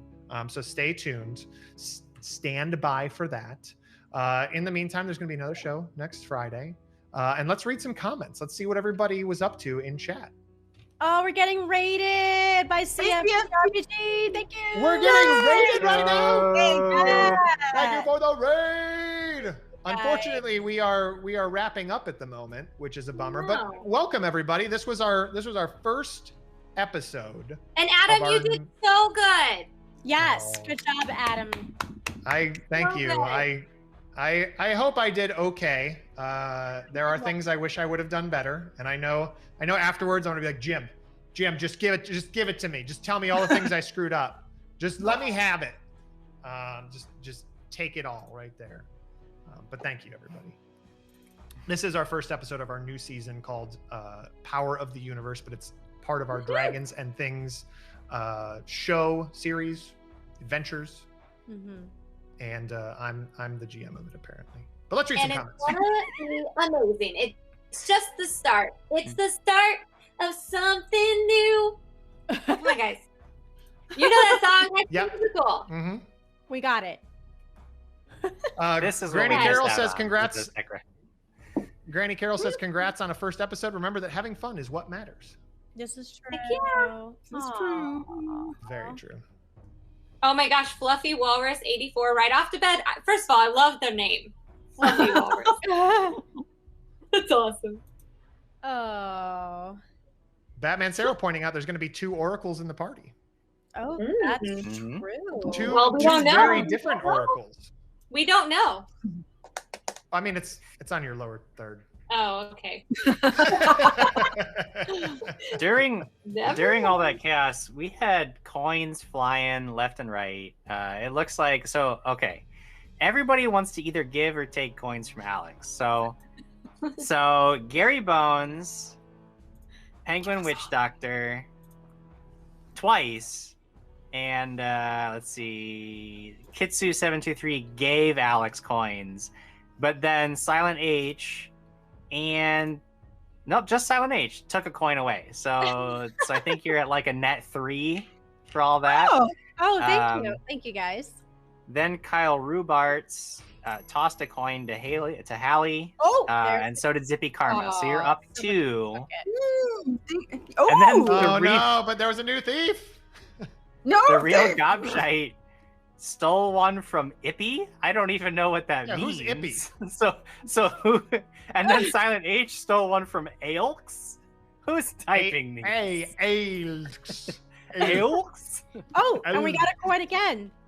From me. Okay, so the real Gobshite took one of my coins. Oh, that was right. Because then in the chat, at the time that you did that, I don't actually have a gold coin to steal. So good job, I guess, Jared. And Duchess of Dinos. Here we go. Coins flying. Yeah, just tossed another one. Thank you. All I think of is Witcher. Yes, me too. I know. My brain is just cycling that song. I can't wait for season 2, y'all. It's coming out soon. Anyways. Silent H was saying Rady is a natural. Aw, thank you. I hope it was worth the wait. I hope that I did the story, some justice. I care about these characters, and I really care about everything that we all accomplished and that Jim set forth. So trying to play in Jim's world is scary, intimidating, frightening, but rewarding. So because I didn't have to world build everything, because he already had a lot of it set out. So that was good. Oh, this was well, just the beginning. Also, Adam, you started it off so strong. Whew, well, it's only going down from here. Trust me. No. No. Hopefully. We have some huzzahs. There is one for Nondersek. Oh, it looks like it's the same ones, maybe. Nondersek, Legend of Katie Kimbleton, and Smile Power 2020 is a new one. Huzzah! Huzzah! Thank you, guys. We had a lot of NPC me's come in, too. Does somebody want to read those off? They're on the right-hand side of the sheet at the bottom. I need Go to back reload. to this sheet. Shout out NPC me, the real gobshite, Penguin Witch Doctor, and Duchess of Didos. Yes. Oh, it looks like we also got a late one from the Cadence as well. Sweet. Yeah. That's awesome. That means we're going to turn you into NPCs, but we need photos of you. So send those to us. Email those. datdragonshow@gmail.com. Our old URL is the email address. Yeah. Send it to. But that's it, everybody. I think that's it. Do we have anything else? Can I just say, it was so nice seeing some of the DAT fam that we haven't seen in a while in chat. Yeah. And I just want to say thank you so much for joining us tonight, because we definitely had a fun time. And it brings tears because this is really like, this is our family and this is the show, And so, Rady, thank you again. Yes. I couldn't wait to be back. This feels good. Yeah. It's very, very exciting. I was having fun just watching you guys. I like just watching you guys. You make that part of it really, really easy. Just turn you loose on the world. Just watch what you do. Probably turned loose too much. No, I think it was great. Well, I just want to say thanks to the tech team for making Sirenscape and Buttons Push. Sorry for the audio weirdness at the beginning, everybody. We're still working through some things on the tech side, but thanks to everybody. Thanks, Jim, for letting me play in your world and for writing me wild magics. That was very, very nice of you. I appreciated that a lot. Thanks, Megan, for being willing to step into a role that I made you step into. I was like, hey, so, hey, you want to do this? No, it's fun. Diana and Ashley, thank you both for wanting to jump back in. Heartbeat. Thank you. And I'm just really, really excited to see where it goes from here. And I see a familiar name, two familiar names. I see a Crag, son of Horus, and an Adam Kimbleton in chat as well. Yeah. Staring daggers at you two. Uh-oh. All right, everybody. Until we have more story to tell next week, I guess we'll see you then. Thanks again. Thank you, guys. Love you guys.